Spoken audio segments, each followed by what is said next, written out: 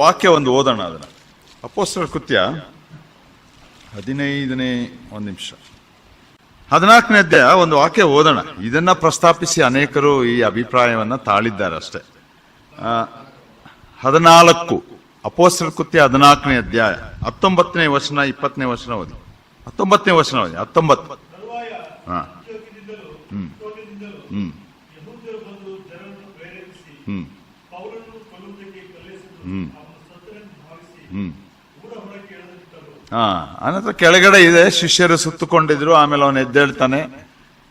ಆಮೇಲೆ ಅವನನ್ನ ಸಾಗಿಸ್ತಾರೆ, ಅಲ್ಲಿಂದ ಲುಸ್ತ್ರಕ್ಕ ಬೇರೆ ಸ್ಥಳಕ್ಕೆ ಕಳಿಸ್ತಾರೆ ಎಂಬುದಾಗಿ ಉಂಟು. ಆದ್ರೆ ಕೆಲವರ ಅಭಿಪ್ರಾಯ, ಯಾಕಂದ್ರೆ ಅಲ್ಲಿ 2ನೇ ಕೊರಿಂಥ 12ನೇ ಅಧ್ಯಾಯದಲ್ಲಿ ಅವನು ಪ್ರಸ್ತಾಪ ಮಾಡಿ ಹೇಳಿದಂತೆ, ನನಗೆ ಪರಿಚಯವಿರುವ ಒಬ್ಬ ಮನುಷ್ಯನು 3ನೇ ಆಕಾಶಕ್ಕೆ ಹೋಗಿ ಬಂದಿದ್ದ ಅನ್ನುವಂಥ ಮಾತು, ಆ ಪ್ರಸ್ತಾಪವನ್ನು ಎತ್ಕೊಂಡು ಅವ್ರು ಹೇಳೋದೇನಂದ್ರೆ ಪೌಲನೇ ಹೋಗಿದ್ದ ಅಂತ.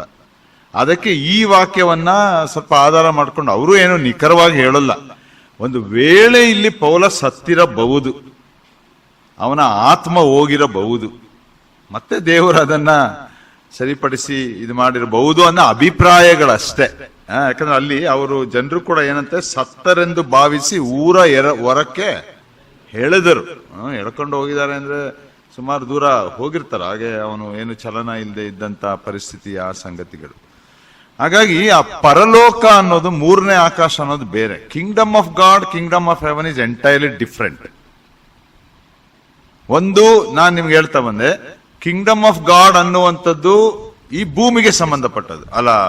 ಕಿಂಗ್ಡಮ್ ಆಫ್ ಹೆವನ್, ಪರಲೋಕ ರಾಜ್ಯ ಅನ್ನುವಂಥದ್ದು ಭೂಮಿಗೆ ಸಂಬಂಧಪಟ್ಟದ್ದು. ಕಿಂಗ್ಡಮ್ ಆಫ್ ಗಾಡ್, ದೇವರ ರಾಜ್ಯ ಅನ್ನುವಂಥದ್ದು ಆತ್ಮಕ್ಕೆ ಸಂಬಂಧಪಟ್ಟ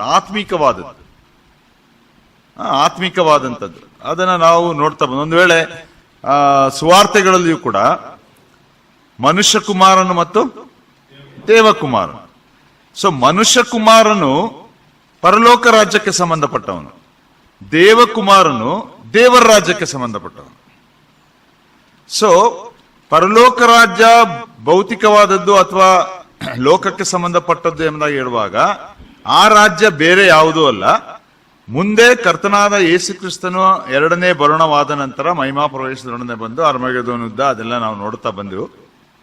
ಅನಂತರ ಆತನು ಇಡೀ ಅವನನ್ನು ತಿರಸ್ಕರಿಸಿದವನ್ನೆಲ್ಲ ನಾಶ ಮಾಡಿ, ಕ್ರಿಸ್ತ ವಿರೋಧಿ ಸುಳ್ಳು ಪ್ರವಾದಿಯನ್ನ ಬೆಂಕಿ ಕೆರೆಗೆ ಹಾಕಿ, ಸೈತಾನನ್ನ 1000 ವರ್ಷ ಸೆರೆ ಹಿಡಿದು ಪಾತಾಳದಲ್ಲಿ ದೊಬ್ಬಿ, ಅನಂತರ ಆತನು ದಾವೀದನ ಸಿಂಹಾಸನ ಸ್ಥಾಪನೆ ಆದ ನಂತರ ಅಲ್ಲಿ 1000 ವರ್ಷ ಆಳ್ವಿಕೆ ಮಾಡುವಂಥದ್ದಿದೆಯಲ್ಲ, ಅದು ಪರಲೋಕ ರಾಜ್ಯ. That is the Kingdom of haven. ಅಲ್ಲಿ ಹೆವನ್ ಅನ್ನ ಪದ ಬರೋದ್ರಿಂದ ಅನೇಕರು ಕನ್ಫ್ಯೂಸ್ ಮಾಡ್ಕೋತೀವಿ ನಾವು. ಇದರಲ್ಲಿ ಗಾಡ್ ಅನ್ನ ಪದ ಬರೋದ್ರಿಂದ ನಾವು ಅದನ್ನ ಪರಲೋಕಕ್ಕೆ ಹೋಲಿಸ್ಕೊಳಕ್ ಹೋಗ್ತೀವಿ. ಪರಲೋಕ ರಾಜ್ಯ ಅಂದ್ರೆ ಅಲ್ಲ, ದೇವರ ರಾಜ್ಯ ಅಂದ್ರೆ ಅದು ಪರಲೋಕ ಎಂಬುದಾಗ ಅದಲ್ಲ. ಪರಲೋಕ ರಾಜ್ಯ ದೇವರ ರಾಜ್ಯ ಒಂದು ಕಡೆ, ಪರಲೋಕ ಅನ್ನೋದು ಅದು ಇನ್ನೊಂದು ಕಡೆ ಅಲ್ವಾ. ಪ್ರತ್ಯೇಕವಾದದ್ದು, 2 ಸಪರೇಟ್ ಆಗಿ ಇರುವಂತದ್ದು ಎಂಬುದಾಗಿ ನಾವು ನೋಡ್ತಾ ಬರುವಂತರಾಗಿದ್ದೇವೆ. ಈಗ ಮನುಷ್ಯ ಕುಮಾರನು ಅನ್ನುವಂಥವನು ಹಳೆ ಒಡಂಬಡಿಕೆಯ ಸಂಬಂಧದಲ್ಲಿ ಹೇಳಲ್ಪಡುವಂತ ಸಂಗತಿ. ದೇವಕುಮಾರನು ಅನ್ನುವಂಥದ್ದು ಹೊಸ ಒಡಂಬಡಿಕೆಯ ಸಂಬಂಧದಲ್ಲಿ ಹೇಳುವಂತ ಸಂಗತಿ. ಒಂದು ವೇಳೆ ಅದಕ್ಕೆ ಇರುವಂತ ವಾಕ್ಯದ ಆಧಾರಗಳನ್ನ ನಾವು ಕೆಲವು ನೋಡಿದ್ವು, ಆದ್ರೆ ಮತ್ತೆ ಇನ್ನೊಂದ್ಸಲ ನೋಡುತ್ತಾ ಬರುವಂತವರು ಆಗಿರೋಣ. ಈ ಪರಲೋಕ ರಾಜ್ಯ ಇಸ್ರಾಯೇಲರಿಗೆ ಸಂಬಂಧಪಟ್ಟದ್ದು, ದೇವರ ರಾಜ್ಯ ಸಭೆಗೆ ಸಂಬಂಧಪಟ್ಟದ್ದು. ನೋಡ್ರಿ, ಇಲ್ಲಿ ಆ ವ್ಯತ್ಯಾಸಗಳು ಒಂದೊಂದೇ ಬರ್ತದೆ. ಪರಲೋಕ ರಾಜ್ಯ ಯಾರಿಗೆ ಸಂಬಂಧಪಟ್ಟದ್ದು? ಇಸ್ರಾಯೇಲರಿಗೆ. ದೇವರ ರಾಜ್ಯ ಸಭೆಗೆ. ಅದಕ್ಕೆ ಹೇಳಿದ್ದು ದೇವರ ರಾಜ್ಯ ಆತ್ಮಿಕವಾದದ್ದು, ಪರಲೋಕ ರಾಜ್ಯ ಭೌತಿಕವಾದದ್ದು. ಅದು ಭೂಮಿಗೆ ಸಂಬಂಧಪಟ್ಟಂತ ಸಂಗತಿ, ಮೆಟೀರಿಯಲಿಸ್ಟಿಕ್ ಎಂಬುದಾಗಿ ನಾವು ನೋಡ್ತಾ ಬರುವಂತವರಾಗಿರ್ತೇವೆ. ಅದಕ್ಕೆ ತೆಗೆದುಕೊಳ್ಳುವಾಗ ಇಸ್ರಾಯೇಲರಿಗೆ ಮಾಡಿದಂತ ವಾಗ್ದಾನ, ಅಬ್ರಾಮನ ಮುಖಾಂತರ ಇಸ್ರಾಯೇಲರಿಗೆ ಮಾಡಿದಂತ ವಾಗ್ದಾನ 12ನೇ ಅಧ್ಯಾಯ ಆದಿಕಾಂಡ ಮತ್ತು 15ನೇ ಅಧ್ಯಾಯದಲ್ಲಿ ಕೂಡ ಒಡಂಬಡಿಕೆ ವಾಗ್ದಾನಗಳನ್ನು ನೋಡ್ತೇವೆ. ಅಬ್ರಾಮನಿಗೆ ಮಾಡಿದಂತ ವಾಗ್ದಾನ ಅದು ಯಾವ ವಾಗ್ದಾನ? ಭೂಮಿಗೆ ಸಂಬಂಧಪಟ್ಟ ವಾಗ್ದಾನ. ಆಮೇಲೆ ಒಂದು ಜನಾಂಗಕ್ಕೆ ಸಂಬಂಧಪಟ್ಟಂತ ವಾಗ್ದಾನ. ಅಬ್ರಾಮನಿಗೆ ಹೇಳ್ತಾನೆ, ನಿನ್ನಿಂದ ಒಂದು ದೊಡ್ಡ ಜನಾಂಗವನ್ನ ಉಂಟು ಮಾಡ್ತೇನೆ, ಅದು 12 ಕುಲಗಳ ಇಸ್ರಾಯೇಲ್ ಜನಾಂಗ. ಆ ಇಸ್ರಾಯೇಲ್ ಜನಾಂಗ ಕೇಳ್ತಾನೆ, ನಿಮಗೊಂದು ಭೂಮಿಯನ್ನ ನಾನು ಕೊಡ್ತೇನೆ, ಹಾಲು ಜೇನು ಹರಿಯುವಂತ ವಾಗ್ದತ್ತ ದೇಶವನ್ನ, ಕಾನಾನ್ ದೇಶವನ್ನ ನಿಮಗೆ ಕೊಡ್ತೇನೆ. ಅದೇ ಇವತ್ತಿನ ಇಸ್ರಾಯೇಲ್ ದೇಶ. ನಮಗದೆಲ್ಲ ಗೊತ್ತಿರುವಂತ ಚರಿತ್ರೆ. ಈ ರೀತಿಯಾಗಿ ಪರಲೋಕ ರಾಜ್ಯ ಮತ್ತು ದೇವರ ರಾಜ್ಯ ಎಂಬುದಾಗಿ ನೋಡ್ತೇವೆ. ಅದನ್ನ ನೋಡ್ತಾ ಬರುವಾಗ ಹಳೆ ಒಡಂಬಡಿಕೆಯ ಕಾಲ ಸಮಯ ಪೂರ್ತಿ ಆದ ನಂತರ ಹೊಸ ಒಡಂಬಡಿಕೆಯ ಕಾಲ ಸಮಯಕ್ಕೆ ಬರುವಾಗ, ಕರ್ತನಾದ ಯೇಸು ಕ್ರಿಸ್ತನು ಕೂಡ ಈ ಲೋಕಕ್ಕೆ ಬರುವಾಗ, ಆ ಲೋಕಕ್ಕೆ ಬಂದಂತ ಕರ್ತನಾದ ಯೇಸು ಕ್ರಿಸ್ತನು ಅವನಿಗಿಂತ ಸ್ವಲ್ಪ ಮುಂಚಿತವಾಗಿ ಜನಿಸಿದಂತ ಸ್ನಾನಿಕನಾದ ಯೋಹಾನನು ಕೂಡ, ಆ ಯೋಹಾನನು ಮಾಡುತ್ತಿದ್ದಂತ ಸೇವೆ ಎಲ್ಲ ಎಲ್ಲಿ? ಯೆರೂಸಲೇಮಿನಲ್ಲಿ, ಗಲಿಲಾಯ ಆ ಪ್ರಾಂತ್ಯಗಳಲ್ಲಿ, ಯೋರ್ದಾನ್ ಹೊಳೆಯ ಪ್ರಾಂತ್ಯದಲ್ಲಿ ಹೀಗೆ ಮಾಡುತ್ತಿದ್ದಂತ ಸೇವೆ ಪರಿಪೂರ್ಣವಾಗಿ 100% ಇಸ್ರಾಯೇಲರ ಮಧ್ಯದಲ್ಲಿ, ಯಹೂದ್ಯರ ಮಧ್ಯದಲ್ಲಿ ಅಲ್ವಾ? ಸೊ ಈ ಯಹೂದ್ಯರ ಮಧ್ಯದಲ್ಲಿ ಬರುವಾಗ ಈ ಸ್ನಾನಿಕನಾದ ಯೋಹಾನನು ಒಂದು ಸುವಾರ್ತೆಯನ್ನು ಸಾರ್ತಾನೆ. ಆ ಸುವಾರ್ತೆನೆ ನಾವು ನೋಡಿದ್ದು ಮತ್ತಾಯನ ಸುವಾರ್ತೆ 3ನೇ ಅಧ್ಯಾಯ 1ನೇ ವಚನ. ಅದನ್ನು ಓದಿ. ಮತ್ತಾಯನ ಸುವಾರ್ತೆ 3ನೇ ಅಧ್ಯಾಯ 1ನೇ ವಚನ.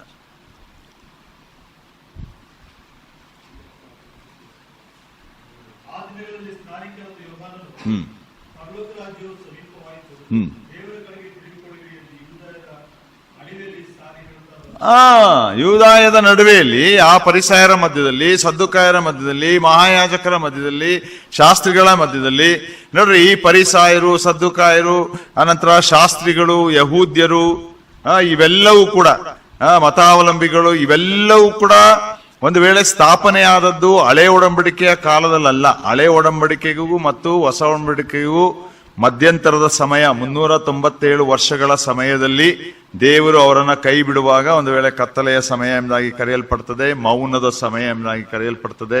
ಅದನ್ನೆಲ್ಲ ನಮ್ಮ ಮಕ್ಕಳಿಗೆ ವಿಜಯಕುಮಾರ್ ಕೂಡ ಕಲಿಸ್ತಾ ಬರ್ತಾ ಇದ್ದಾರೆ ಅಲ್ಲಿ DTC ಅಲ್ಲಿ. ಹೀಗೆ ಆ ಸಮಯಗಳಲ್ಲಿ ಇವೆಲ್ಲ ಡೆವಲಪ್ ಆಗೋದು. ಯಾರು? ಸದ್ದುಕಾಯರು, ಪರಿಸಾಯರು, ಶಾಸ್ತ್ರಿಗಳು.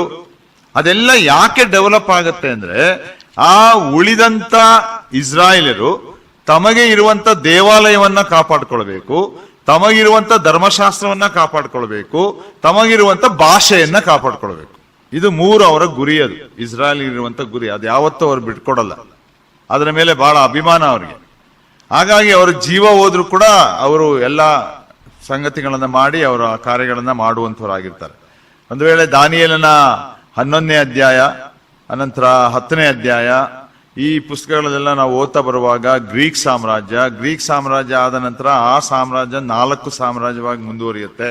ಆ 4 ಸಾಮ್ರಾಜ್ಯಗಳು ಮುಂದುವರಿಯುವಾಗ ಒಂದು ವೇಳೆ ಅಂಟಿಯೋಕಸ್ ಎಪಿಫಾನಸ್ ಅನ್ನುವಂತ ಆ ಅರಸನು, ಚಕ್ರವರ್ತಿ, ಈ ಇಸ್ರಾಯೇಲ್ ಪ್ರಾಂತ್ಯ, ಸಿರಿಯಾ ಪ್ರಾಂತ್ಯ ಇವರನ್ನೆಲ್ಲ ಆಳುವಾಗ ದೇವರ ಆಲಯವನ್ನ ಎಷ್ಟು ನಾಶ ಮಾಡ್ದ, ಎಷ್ಟು ಹಾಳುಗೆಡುವಿದ, ಎಷ್ಟು ಏಸಿಗೆ ಮಾಡ್ದ, ಹಂದಿಗಳನ್ನ ಯಜ್ಞ ಮಾಡ್ದ, ದೇವಾಲಯದಲ್ಲಿರುವಂತ ಕೊಠಡಿಗಳನ್ನ ವ್ಯಭಿಚಾರ, ಜಾರತ್ವ ಈ ತರ ಮಾಡ್ಲಿಕ್ಕೆ ಅದನ್ನ ವಹಿಸಿಕೊಟ್ಟ. ಹೀಗೆ ನಾನಾ ತರದ ಸಂಗತಿಗಳು. ಅನಂತ ಗ್ರೀಕ್ ದೇವತೆಗಳ ಪ್ರತಿಮೆಗಳನ್ನ ದೇವಾಲಯದ ಆವರಣದಲ್ಲಿ ಎರೆಕ್ಟ್ ಮಾಡ್ತಾನೆ. ನಾನಾ ತರವಾದ ಸಂಗತಿಗಳಿದೆ. ಅದನ್ನೆಲ್ಲ ಬಿಡಿಸ್ಕೊಂಡು, ಅದನ್ನೆಲ್ಲ ತಪ್ಪಿಸಿಕೊಂಡು ಬರಬೇಕು ಅನ್ನುವಂತ ಈ ಘಟನೆಗಳೆಲ್ಲ ನಡೆದದ್ದೇ ಆ 2 ಒಡಂಬಡಿಕೆಗಳ ಮಧ್ಯಂತರದ ಸಮಯದಲ್ಲಿ. ಸೊ ಆ ಇಸ್ರಾಯೇಲ್, ಉಳಿದಂತ ಇಸ್ರಾಯೇಲ್, ಮಲಾಕಿ 3ನೇ ಗ್ರಂಥ 3ನೇ ಅಧ್ಯಾಯದಲ್ಲೂ ಕೂಡ ನಾವು ನೋಡ್ತಾ ಬರ್ತೇವೆ. ಜೀವಬಾಧ್ಯರ ಪಟ್ಟಿಯಲ್ಲಿ ಹೆಸರು ಬರೆಸಲ್ಪಟ್ಟಂತ ಕೆಲವರು ಮಾತ್ರ. ಯಾಕೆ ಬಾಕಿ ಯಹೂದ್ಯರೆಲ್ಲರೂ ದೇವರು ಅವರನ್ನ ಸಂಪೂರ್ಣವಾಗಿ ಕೈ ಬಿಡುವಾಗ, ಆ ಮೌನ ಸಮಯಕ್ಕೆ ಅವರು ದಾಟಿ ಹೋಗುವಾಗ, ಪ್ರವಾದಿಗಳನ್ನ ಕಳಿಸದೇ ಇರುವಾಗ, ದರ್ಶನಗಳಾಗದೇ ಇರುವಾಗ, ದೇವದೂತರ ಸಹಾಯ ಬಾರದೇ ಇರುವಾಗ, ಸೇನಾಧೀಶ್ವರನಾದ ಯೆಹೋವನು ಮಲಾಕಿ ಗ್ರಂಥದಲ್ಲಿ ಎಷ್ಟು ಸಲ ಹೇಳ್ಕೊಳ್ತಾನೆ, ಸೇನಾಧೀಶ್ವರನಾದ ಯೆಹೋವನು. ಆದ್ರೂ ಅವ್ರ ಮಾತು ಕೇಳಲ್ಲ. ಅದಕ್ಕೆ ಅವ್ರು ಕೈ ಬಿಟ್ಬಿಡ್ತಾನೆ. ಅವಾಗ ಅವ್ರ ತಕ್ಷಣ ಅವ್ರಿಗೆ ಸ್ವಲ್ಪ ಸಮಯ, ಒಂದು 397 ವರ್ಷ. ಆದ್ರೆ ಅವ್ರು ಅಲ್ಲಿಂದ ನಾಶವಾಗಲ್ಲ. ನೋಡ್ರಿ, ಈ ಒಂದು his presence was not in their midst but his hands was working for them. ಒಂದು ಮಾತಿದೆ, ಅವನ ಪ್ರಸನ್ನತೆ ಇಸ್ರಾಯೇಲ್ ದೇಶದವರ ಮಧ್ಯದಲ್ಲಿ ಇಲ್ಲದೆ ಹೋದ್ರೂ ಕೂಡ ದೇವರ ಕೈ ಏನ್ ಮಾಡ್ತಿತ್ತಂತೆ, ಅವ್ರಿಗಾಗಿ ಕೆಲಸಗಳನ್ನ ಮಾಡ್ತಿತ್ತಂತೆ, ಕಾರ್ಯಗಳನ್ನ ಮಾಡ್ತಿತ್ತಂತೆ, ಅವರನ್ನ ಕಾಪಾಡ್ಕೊಂಡು ಬರ್ತಾ ಇತ್ತಂತೆ. ಅವರಲ್ಲಿ ಜನರನ್ನ ಎಬ್ಬಿಸ್ತಾ ಇದ್ರು. ಒಂದು ವೇಳೆ ಮೆಕಾಬೆತ್ ಅನ್ನುವಂತ ಡೈನಾಸ್ಟಿ, ಅಸ್ಮೋನಿಯಾ ಡೈನಾಸ್ಟಿ ಅನ್ನುವಂತ ಒಂದು ಸಾಮ್ರಾಜ್ಯ, ಅದು ಇಸ್ರಾಯೇಲ್ ಒಳಗಿಂದಲೇ ಬರೋದು. ಲೇವಿ ಕುಲದವರೇ ಅದರಲ್ಲಿ ಎಬ್ಬಿಸಲ್ಪಟ್ಟವರಾಗಿ ಯುದ್ಧ ಮಾಡೋದು, ಹೋರಾಟ ಮಾಡೋದು. ಮತ್ತಾಯಸ್ಸು, ಹೀಗೆ ಅನೇಕರು ಅದರಲ್ಲಿ ಇರುವಂತವರಾಗಿದ್ದಾರೆ. ಅವರ ಕುಟುಂಬದ ಒಂದು ಹೆಣ್ಣನ್ನೇ ಅರಸನಾದ ಹೆರೋದನು ಮದುವೆ ಆಗುವಂಥದ್ದು. ಈಗ ಚರಿತ್ರೆಯಲ್ಲಿ ಒಂದೊಂದು ಸಂಗತಿಗಳು, ಅನೇಕ ವಿಷಯಗಳು ಬರ್ತದೆ. ಅದನ್ನ ನಾವು ಇಂಟರ್ ಟೆಸ್ಟಮೆಂಟಲ್ ಪೀರಿಯಡ್ ಅಂತ ಅಧ್ಯಯನ ಮಾಡುವಾಗ ನಾವು ಅದನ್ನ ಕಲೀಲಿಕ್ಕೆ ನಮಗೆ ಅವಕಾಶ ಮಾಡಿಕೊಡುವಂಥದ್ದು ಆಗುತ್ತದೆ. ಈದೋಮ್ಯರು ಅನ್ನುವಂಥದ್ದನ್ನ ನೋಡ್ತೇವೆ. ಈದೋಮ್ಯರು ಅಂದ್ರೆ ಏದೋಮ್ ಜನಾಂಗಕ್ಕೆ ಅಂದ್ರೆ ಏಸಾವನ ಸಂತತಿಗೆ ಸೇರಿದಂತವನೇ ಹೆರೋದನು. ಆ ಹೆರೋದನ ನಂತರ ಅರಸನಾಗಿ ಆ ಇಸ್ರಾಯೇಲ್ ಪ್ರಾಂತ್ಯವನ್ನ ಆಳುವಂತ ಚರಿತ್ರೆ ನಾವು ಸುವಾರ್ತೆಗಳಲ್ಲಿಯೂ ಕೂಡ ಮುಂದುವರೆದಂತ ಭಾಗದಲ್ಲಿ ನೋಡ್ತಾ ಬರುವಂತವರಾಗಿದ್ದೇವೆ. ನೋಡ್ರಿ, ಹೀಗೆ ಈ ತರ ಬಂದಂತ ಆ ಇಸ್ರಾಯೇಲರು ಮತ್ತೆ ಹುಳಿಕೆಯಾಗಿ ಆ ಯಾಜಕತ್ವ ಇದೆಲ್ಲ ಕಾಪಾಡ್ಕೊಂಡು ಬರ್ತಾರವ್ರು. ಕಾಪಾಡ್ಕೊಂಡು ಬಂದು ಹೊಸ ಒಡಂಬಡಿಕೆ ಪ್ರಾರಂಭವಾಗುವಾಗ ಅಥವಾ ಪುಸ್ತಕ ಪ್ರಾರಂಭವಾಗುವ ಮತ್ತಾಯನ ಗ್ರಂಥದಲ್ಲಿ ಜಕರಿಯ ಅನ್ನುವಂಥ ಯಾಜಕ ಆ ಸೇವೆ ಮುಂದುವರಿತಾನೆ ಇರ್ತದೆ. ದೇವಾಲಯ ಅದು ಇರುವಂತದ್ದಾಗಿರ್ತದೆ. ಈಗ ನೋಡ್ರಿ, ಅದನ್ನ ಹೆರೋದನು ನಂತರ ಅದನ್ನ ಸರಿಪಡಿಸ್ತಾನೆ, ಕ್ರಮಪಡಿಸ್ತಾನೆ, ಅಥವಾ ಹೊಸದಾಗಿ ಕೆಲವು ಅಡಿಷನ್ಸ್ ಎಲ್ಲ ಮಾಡಿ ಇಸ್ರಾಯೇಲರನ್ನ ಮನವೊಲಿಸ್ಕೊಳ್ಳಿಕ್ಕೆ ಅದನ್ನ ಚಂದವಾದ ರೂಪಕ್ಕೆ ಬ್ಯೂಟಿಫುಲ್ ಟೆಂಪಲ್ ಆಗಿ ತರ್ತಾನೆ. ಅದನ್ನೆಲ್ಲ ನಿನ್ನೆ ಸಹೋದರು ಕೂಡ 24ನೇ ಅಧ್ಯಾಯ ಮತ್ತಾಯನ ಸುವಾರ್ತೆಯನ್ನ ರೆಫರ್ ಮಾಡಿ ಹೇಳ್ತಾ ಬಂದ್ರು. ನೋಡ್ರಿ, ಹೀಗೆ ಆ ಸತ್ಯವೇದದಲ್ಲಿ ಈ ಲಿಂಕ್ಸ್ಗಳು ನಾವು ಸತ್ಯವೇದ ಕಲಿಯುವಾಗ ಇದೆ. ಈ ತರವಾದ ಒಂದೊಂದು ಕನೆಕ್ಷನ್ಸ್ಗಳು, ಚರಿತ್ರೆ ಕನೆಕ್ಷನ್ಸ್, ಇದನ್ನ ಕಲಿತಾ ಹೋಗುವಾಗ ನಮ್ಮ ನಂಬಿಕೆ ಒಂಥರ ಬಲಗೊಳ್ತದೆ, ಒಂಥರ ದೃಢವಾಗ್ತದೆ. ಅದಾಗಬೇಕು. ಸುಮ್ಮನೆ ಕತೆ ಕೇಳ್ದಂಗೆ ಕೇಳಿ ಏನೋ ಮಾಡಿ ಬಿಡುವಂತ ಸಂಗತಿಗಳಲ್ಲ ಇವೆಲ್ಲ. ಈಗ ಇವರು ಕೂಡ ಕೆಲವು ವಿಷಯಗಳನ್ನ ಹೇಳ್ತಾ ಬರುವಾಗ ಅದನ್ನೆಲ್ಲ ನೋಡಿದ್ರೆ ಎಷ್ಟು ಗಂಭೀರವಾದಂತ ಸತ್ಯತೆಗಳು ಮುಂದೆ ಅದು ನಡೆಯುತ್ತೆ. ಅದ್ರಲ್ಲಿ ಯಾವ ಅನುಮಾನವೇ ಬೇಡ. ಹಾಗೆ ಆ ರೀತಿ ಬಂದಂತ ಸಂಗತಿಗಳನ್ನ ನೋಡ್ತೇವೆ. ನೋಡ್ರಿ, ಹೀಗೆ ಆ ಇಸ್ರಾಯೇಲರಿಗೆ ಅಬ್ರಾಮನ ಮುಖಾಂತರ ಏನ್ ಮಾಡಿದ್ದ? ವಾಗ್ದಾನ ಮಾಡಿದ್ದ. ಆ ವಾಗ್ದಾನ ಮಾಡಿದ್ದು ಎರಡೇ. ಯಾವುದು ಎಂಬುದಾಗಿ ಹೇಳುವಾಗ, ಒಂದು ನೇಷನ್ ಜನಾಂಗ, ಇನ್ನೊಂದು ಲ್ಯಾಂಡ್, ಅದು ಕಾನಾನ್ ದೇಶ. ಅನಂತರ ಅನೇಕ ವಾಗ್ದಾನಗಳಿದೆ. ಎಷ್ಟು? 9-10 ಇದೆ ಕೋವಿನೆಂಟ್ಸ್. 9 ಕೋವಿನೆಂಟ್ಗಳಿದೆ. ಅದರಲ್ಲಿ 2 ಪ್ರಾಮುಖ್ಯ ಕೋವಿನೆಂಟ್, ಮೊನ್ನೆನೂ ಹೇಳಿದೆ ನಾನು. ಅದರಲ್ಲಿ 2 ಅತಿ ಪ್ರಾಮುಖ್ಯ ಕೋವಿನೆಂಟ್ ಇನ್ ರಿಲೇಷನ್ ಟು ಕ್ರೈಸ್ಟ್, ಕರ್ತನಾದ ಯೇಸು ಕ್ರಿಸ್ತನಿಗೆ ಸಂಬಂಧಪಟ್ಟಂತ ವಿಷಯದಲ್ಲಿ. ಆ 2 ಕೋವಿನೆಂಟ್ ಯಾವುದು ಎಂಬುದಾಗಿ ಹೇಳುವಾಗ, ಒಂದು ಅಬ್ರಾಮನಿಗೆ ಮಾಡಿದಂತ ವಾಗ್ದಾನ. ಯಾಕಂದ್ರೆ ಆ ಜನಾಂಗದಲ್ಲಿ ಯಾರು ಜನಿಸಿ ಬರಬೇಕು? ಯೇಸು ಕ್ರಿಸ್ತನು. ಯಾಕೆ ಯೇಸು ಕ್ರಿಸ್ತನು? ದೇವರು, ಯೆಹೋವ ದೇವರು ಇಸ್ರಾಯೇಲರು ಅಷ್ಟೆಲ್ಲಾ ತಪ್ಪುಗಳನ್ನ ಪಾಪಗಳನ್ನ ಮಾಡಿದಾಗಿ ಕೂಡ ಅವರನ್ನ ಪರಾಂಬರಿಸ್ತಾ, ಸಹಿಸ್ಕೊಳ್ತಾ, ದೀರ್ಘಶಾಂತನಾಗಿ ನಡೆಸ್ತಾ ಬರ್ತಾನೆ. ಇದನ್ನೆಲ್ಲ ನಾವು DTCಯಲ್ಲಿ ಕಳಿಸ್ತಾ ಇದೀವಿ. ಯಾಕೆ ಎಂಬುದಾಗಿ ಹೇಳುವಾಗ 3 ಕಾರಣಗಳು. ಇಸ್ರಾಯೇಲರಿಂದ 3 ಕೆಲಸಗಳಾಗಬೇಕು. ನಾವು ಧರ್ಮೋಪದೇಶ ಕಾಂಡ ಮತ್ತೆ ಅರಣ್ಯ ಕಾಂಡ ಇಲ್ಲೆಲ್ಲ ಓದ್ತೇವೆ. ಮೊಟ್ಟ ಮೊದಲ ಕಾರಣ ಏನಂದ್ರೆ, ಯೆಹೋವ ದೇವರ ದೃಷ್ಟಿ ಅಥವಾ ಅವನ ಉದ್ದೇಶ, ಚಿತ್ತ ಏನಂದ್ರೆ, ಇಸ್ರಾಯೇಲರು ಇಡೀ ಪ್ರಪಂಚದಲ್ಲಿ ಆತನ ಸಾಕ್ಷಿಯಾಗಿರ್ಬೇಕು. They should be their witness, his witness. ಯೆಹೋವನೇ ದೇವರು, ಧರ್ಮಶಾಸ್ತ್ರವೇ ಮುಖ್ಯವಾದದ್ದು. ಇದೆಲ್ಲ ಧರ್ಮೋಪದೇಶ ಕಾಂಡ ಪುಸ್ತಕ ನೋಡ್ತೇವೆ. ಅದು ಒಂದನೇ ಕಾರಣ. ಎರಡನೇ ಕಾರಣ ಏನು ಎಂಬುದಾಗಿ ಹೇಳುವಾಗ, ಆ ಇಸ್ರಾಯೇಲ್ ಕುಲದಲ್ಲಿ ಯಾರು ಜನಿಸಿ ಬರಬೇಕು? ಕರ್ತನಾದ ಯೇಸು ಕ್ರಿಸ್ತನು ಜನಿಸಿ ಬರಬೇಕು. ರಕ್ಷಣೆ ಯಹೂದ್ಯರೊಳಗಿಂದಲೇ ಬರಬೇಕು. ಅದನ್ನೇ ಯೇಸು ಸ್ವಾಮಿ 4ನೇ ಅಧ್ಯಾಯ ಸಮಾರ್ಯದ ಸ್ತ್ರೀಗೆ ಯೋಹಾನ್ ಸುವಾರ್ತೆಯಲ್ಲಿ ಹೇಳುವಂಥದ್ದು. 3ನೇ ಕಾರಣ ಯಾಕೆ ಇಸ್ರಾಯೇಲ್ನ ಅವನು ಕಾಪಾಡ್ಕೊಂಡು ಬರ್ತಾನೆ ಎಂಬುದಾಗಿ ಹೇಳುವಾಗ, ಆತುಕೊಂಡಂತ ಜನಾಂಗ ಅವರನ್ನ ಕೈ ಬಿಡೋಲ್ಲ. The program is suspended temporarily. ಆ ಇಸ್ರಾಯೇಲ್ ಅನ್ನುವಂತ ಯೋಜನೆ, ಕಾರ್ಯಕ್ರಮ ತಾತ್ಕಾಲಿಕವಾಗಿ ಕೈ ಬಿಡಲ್ಪಟ್ಟಿದೆ. ಅದರ ಕುರಿತಿರುವಂತ ಪ್ಯಾರಬಲ್ ಅನ್ನ ನಾವು ಮತ್ತಾಯನ ಸುವಾರ್ತೆ 21ನೇ ಅಧ್ಯಾಯದಲ್ಲಿ ಓದ್ತೇವೆ.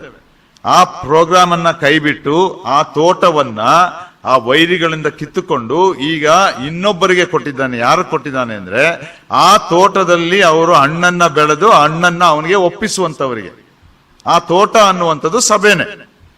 ಆ ಸಭೆಯನ್ನ, ನಮಗೆ ಸಭೆಯನ್ನ ಮಾಡಿ, ನಮ್ಮನ್ನ ಸಭೆಯನ್ನಾಗಿ ಮಾಡಿ ಅದು ನಮ್ಮ ವಶಕ್ಕೆ ಕೊಟ್ಟಿದ್ದಾನೆ. ಯಾಕಂದ್ರೆ ಅದರಿಂದ ಫಲಗಳನ್ನ ನಾವು ಯಾರಿಗೆ ಕೊಡಬೇಕು? ದೇವರಿಗೆ ಕೊಡುವಂತವರಾಗಿರ್ಬೇಕು. ಹೀಗೆ ಎಲ್ಲ ಅನೇಕ ಒಳ ಅರ್ಥಗಳು ಅಲ್ಲಿರುವಂತದ್ದನ್ನ ನೋಡ್ತೇವೆ. ಇದು ಎರಡನೇ ಕಾರಣ, ಯೇಸು ಸ್ವಾಮಿ ಜನಿಸಬೇಕು. 3ನೇ ಕಾರಣ, ಇಸ್ರಾಯೇಲ್ನ ಯಾಕೆ ಆತನು ಕಾಪಾಡಿಕೊಂಡು ಬಂದ ಅಂದ್ರೆ, ಇಸ್ರಾಯೇಲರ ಮುಖಾಂತರವೇ ಈ ಸತ್ಯವೇದ ಬರೆಯಲ್ಪಡಬೇಕು. This Bible.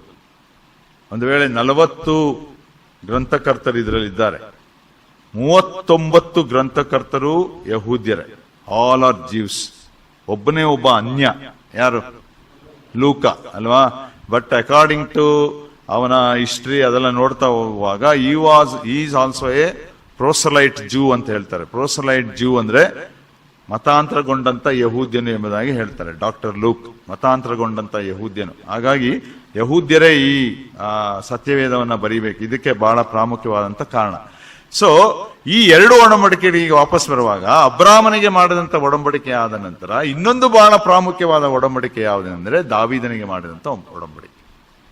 ದಾವೀದನಿಗೆ ಮಾಡಿದಂತ ಒಡಂಬಡಿಕೆ ಏನು ಎಂಬುದಾಗಿ ಹೇಳುವಾಗ ಅವನು ಅರಸನಾಗಬೇಕು, ಎರಡನೇದಾಗಿ ಅವನಿಗೊಂದು ಸಿಂಹಾಸನ ಇರಬೇಕು. ದಾವೀದನ ಒಡಂಬಡಿಕೆ 2ನೇ ಸಮುವೇಲನ ಗ್ರಂಥ 7ನೇ ಅಧ್ಯಾಯ 12ನೇ ವರ್ಷದಿಂದ ಯಾರಾದರೂ ಓದಿ. 2ನೇ ಸಮುವೇಲ 7ನೇ ಅಧ್ಯಾಯ 12ನೇ ವರ್ಷದಿಂದ.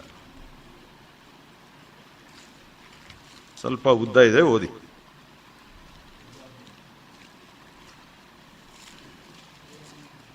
ಸಿಲ್ವಾ? 2ನೇ ಸಮುವೇಲ 7ನೇ ಅಧ್ಯಾಯ 12ನೇ ವರ್ಷದಿಂದ.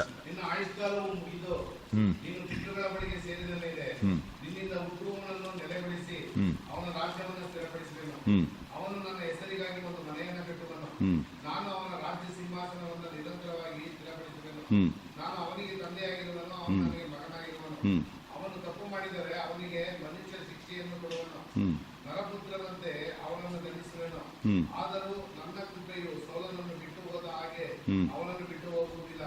ನಾನು ಸೌಲನನ್ನು ನಿನ್ನೆದುರಿನಿಂದ ಹೊರಡಿಸಿಬಿಟ್ಟನಲ್ಲ, ನಿನ್ನ ಮನೆಯಲ್ಲಿಯೂ ನಿನ್ನ ಮನೆಯು ಅರಸುತನವು ಸದಾಕಾಲ ಸ್ಥಿರವಾಗಿರುವುದು, ನಿನ್ನ ಸಿಂಹಾಸನವು ಶಾಶ್ವತವಾಗಿರುವುದು ಎಂಬುದೇ.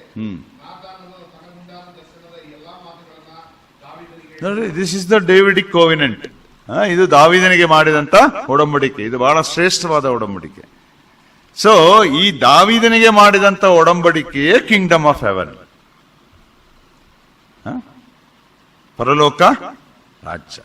ಅದಕ್ಕೆ ಆ ರೀತಿ ಬೈಬಲ್ ಅಲ್ಲಿ ಕರೆಯಲ್ಪಟ್ಟಿದೆ. ಪರಲೋಕ ರಾಜ್ಯ ಅಂದ್ರೆ ಈ ಡೇವಿಡಿಕ್ ಕೋವಿನೆಂಟೆ, ಈ ಒಡಂಬಡಿಕೆ. ಈ ಒಡಂಬಡಿಕೆಯ ಪ್ರಕಾರ ಯಾವುದು ಶಾಶ್ವತ ಅಂತಾನೆ? ಯಾವುದು? ಅದೇ ಸಿಂಹಾಸನ. ಯಾರ್ದು? ದಾವೀದನ ಸಿಂಹಾಸನ ಅಲ್ವಾ? ದಾವೀದನ ಸಿಂಹಾಸನ ಶಾಶ್ವತ, ಅದೆಂದಿಗೂ ಅಳಿದು ಹೋಗುವುದಿಲ್ಲ. ನಿತ್ಯತ್ವಕ್ಕೂ ಅದು ಇರುವಂತದ್ದಾಗಿರ್ತದೆ, ಎಂದೆಂದಿಗೂ ಇರುವಂತದ್ದಾಗಿರ್ತದೆ. ಈಗ ಆ ದಾವೀದನ ಸಿಂಹಾಸನ ಇಲ್ಲ, ಆದ್ರೆ ಆ ದಾವೀದನ ಸಿಂಹಾಸನ ಮುಂದೊಂದು ದಿವಸ ಬರ್ತದೆ. ಯಾಕಂದ್ರೆ ದಾವೀದನ ಮಗನಾಗಿ ಹುಟ್ಟಿದಂತವನೇ ಯಾರು? ಯೇಸು ಅಲ್ಲ, ಇಲ್ಲಿ ಯೇಸು ಕ್ರಿಸ್ತನು. ಸೊಲೊಮೋನನ ಹೆಸರಿ ಯೇಸು ಕ್ರಿಸ್ತನು, ಮುಂದೆ ಆಳಬೇಕಾದಂತವನು ಅಲ್ವಾ? ಯೇಸು ಸ್ವಾಮಿ ದಾವೀದನ ವಂಶದಲ್ಲಿ ಹುಟ್ಟಿದವನು, ಅವನ ಮಗನು ಎಂಬುದಾಗಿ ಕೂಡ ನಾವು ದೇವರ ವಾಕ್ಯದಲ್ಲಿ ಎಲ್ಲ ನಾವು ನೋಡ್ತಾ ಬರುವಂತವರಾಗಿರ್ತೇವೆ. ಪ್ರಕಟಣೆಯಲ್ಲೂ ಕೂಡ ನಾವು ನೋಡ್ತೇವೆ, ಯಹೂದ ಕುಲದ ಸಿಂಹ ಮತ್ತು ದಾವೀದನ ಅಂಕುರದವನು, the root of the David, ಅವನ ಮುಖಾಂತರವೇ ಬಂದಂತವನು ಎಂಬುದಾಗಿ. ಯೇಸು ಸ್ವಾಮಿ ಕೂಡ ಜನಿಸಿದಾಗ ಮರಿಯಳಿಗೆ ಅಥವಾ ಎಲಿಜಬೆತ್ಗಳಿಗೆ ಹೇಳ್ತಾರಲ್ಲಿ, ಜಕರಿಯನಿಗೆ ಏನಂದ್ರೆ, ಯೇಸು ಸ್ವಾಮಿ ಜನನದ ಉದ್ದೇಶವನ್ನ ಶಿಲುಬೆ ಮರಣ ಮತ್ತೆ ಇದು ಎಂಬುದಾಗಿ ಮೊದಲು ಹೇಳಲ್ಲ ದೇವದೂತ ಹೇಳುವಂತದ್ದು. ಲೂಕನ ಸುವಾರ್ತೆ 1ನೇ ಅಧ್ಯಾಯ 31ನೇ ವರ್ಷದಿಂದ ಓದಿ. ಲೂಕ 1:31.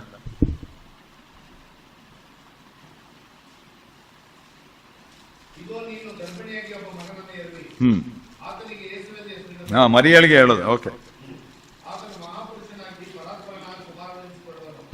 ಇದಲ್ಲದೆ ದೇವರಾಗಿರುವ ಕರ್ತನು ಆತನ ಮೂಲ ಪಿತನಾದ ದಾವೀದನ ಸಿಂಹಾಸನವನ್ನ ಆತನಿಗೆ ಕೊಡುವನು. ಆತನ ಯಾಕೋಬನ ವಂಶವನ್ನು ಸದಾಕಾಲ ಆಳುವನು. ಆತನ ರಾಜ್ಯಕ್ಕೆ ಅಂತ್ಯವೇ ಇಲ್ಲ ಎಂದು ಹೇಳಿದನು. ನೋಡ್ರಿ, ಆತನ ರಾಜ್ಯಕ್ಕೆ ಅಂತ್ಯವೇ ಇಲ್ಲ. ದಾವೀದನ ಸಿಂಹಾಸನ, ಅದನ್ನ 2ನೇ ಸಮುವೇಲ 7ನೇ ಅಧ್ಯಾಯ 12ನೇ ವರ್ಷದಿಂದ ನೋಡ್ಕೊಂತ ಬಂದು ಅಲ್ಲೂ ಕೂಡ ವಾಗ್ದಾನ ಮಾಡಿದ್ದಾನೆ ಯೆಹೋವ ದೇವರು. ಇಲ್ಲಿಯೂ ಕೂಡ ಈಗ ವಾಗ್ದಾನ ಮಾಡ್ತಾ ಇದ್ದಾನೆ ಯೇಸು ಸ್ವಾಮಿಯ ಜನನದಲ್ಲಿ.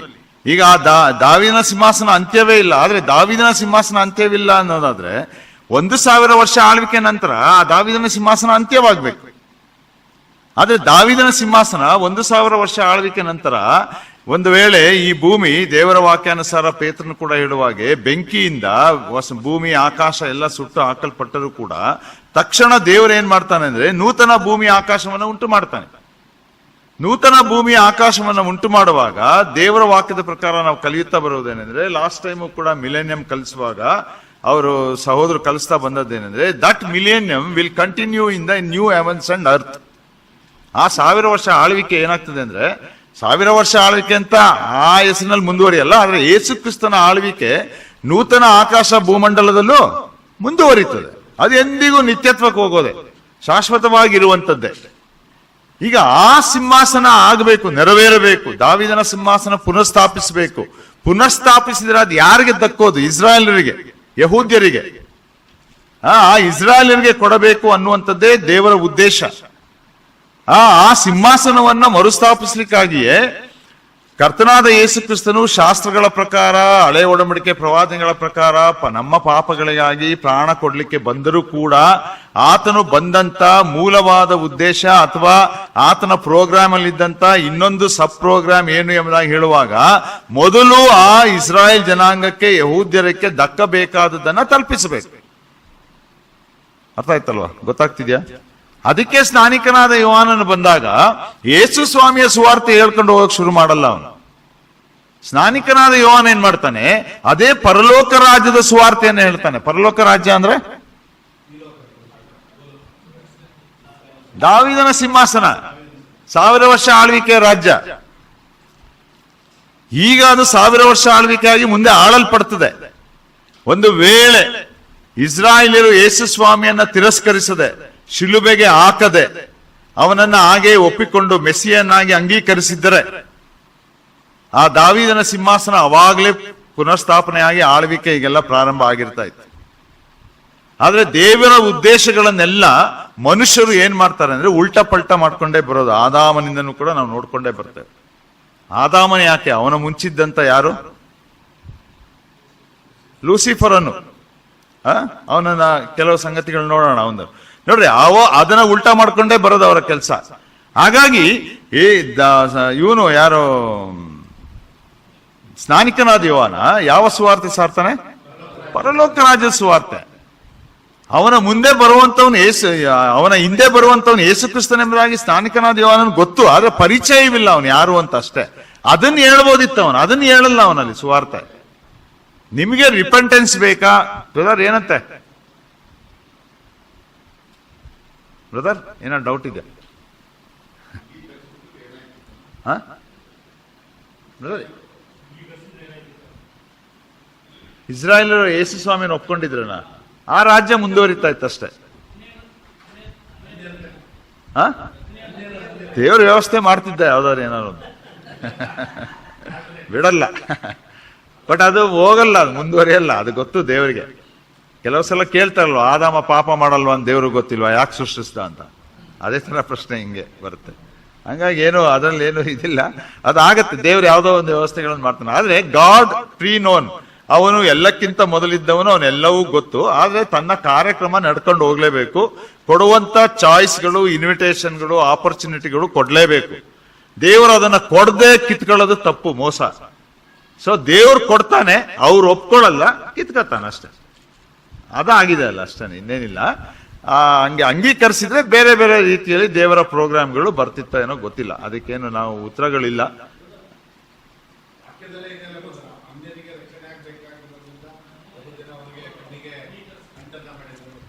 ಹಾ ಸರಿ. ಆಮೇಲೆ ಏನಂದ್ರಿ?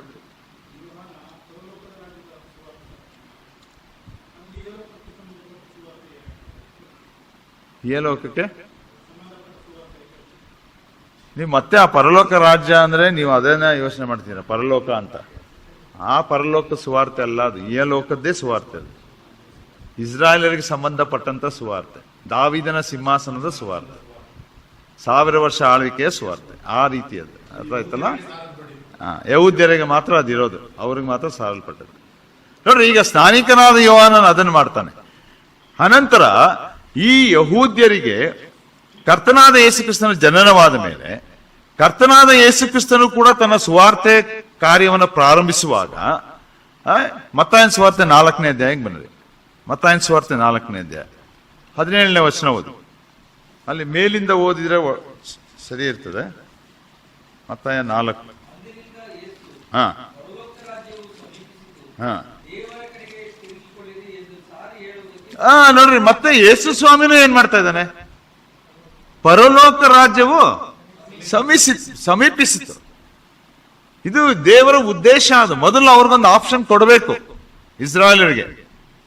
ಪರಲೋಕದ ಬಗ್ಗೆ, ಆ ರಾಜ್ಯದ ಸುವಾರ್ತೆ ಬಗ್ಗೆ, ಅಂದ್ರೆ ಮುಂದೆ ದಾವೀದನ ವಾಗ್ದಾನಗಳು, ಆ ಸಿಂಹಾಸನದ ಬಗ್ಗೆ ಅವ್ರಿಗೊಂದು ಆಪರ್ಚುನಿಟಿ ಕೊಡಬೇಕು ದೇವರು. ಪರಲೋಕದ ರಾಜ್ಯದ ಸುವಾರ್ತೆನೇ ಆತನು ಪ್ರಾರಂಭ ಮಾಡುವಾಗ, ತನ್ನ ಸುವಾರ್ಥ ಸೇವೆಯನ್ನ 30 ವರ್ಷ ವಯಸ್ಸಿನಲ್ಲಿ ಪ್ರಾರಂಭ ಮಾಡುವಾಗ ಅದನ್ನ ಪ್ರಾರಂಭಿಸಿ ಅವನು ಆ ಸುವಾರ್ತೆಯನ್ನೇ ಯೇಸು ಸ್ವಾಮಿ ಕೂಡ ಸಾರುತ್ತಾ ಹೋಗ್ತಾನೆ. ಅನಂತರ ನಾವು ಮತ್ತಾಯನ ಸುವಾರ್ತೆ 10ನೇ ಅಧ್ಯಾಯ 6ನೇ ವರ್ಷದಿಂದ ಓದಿ.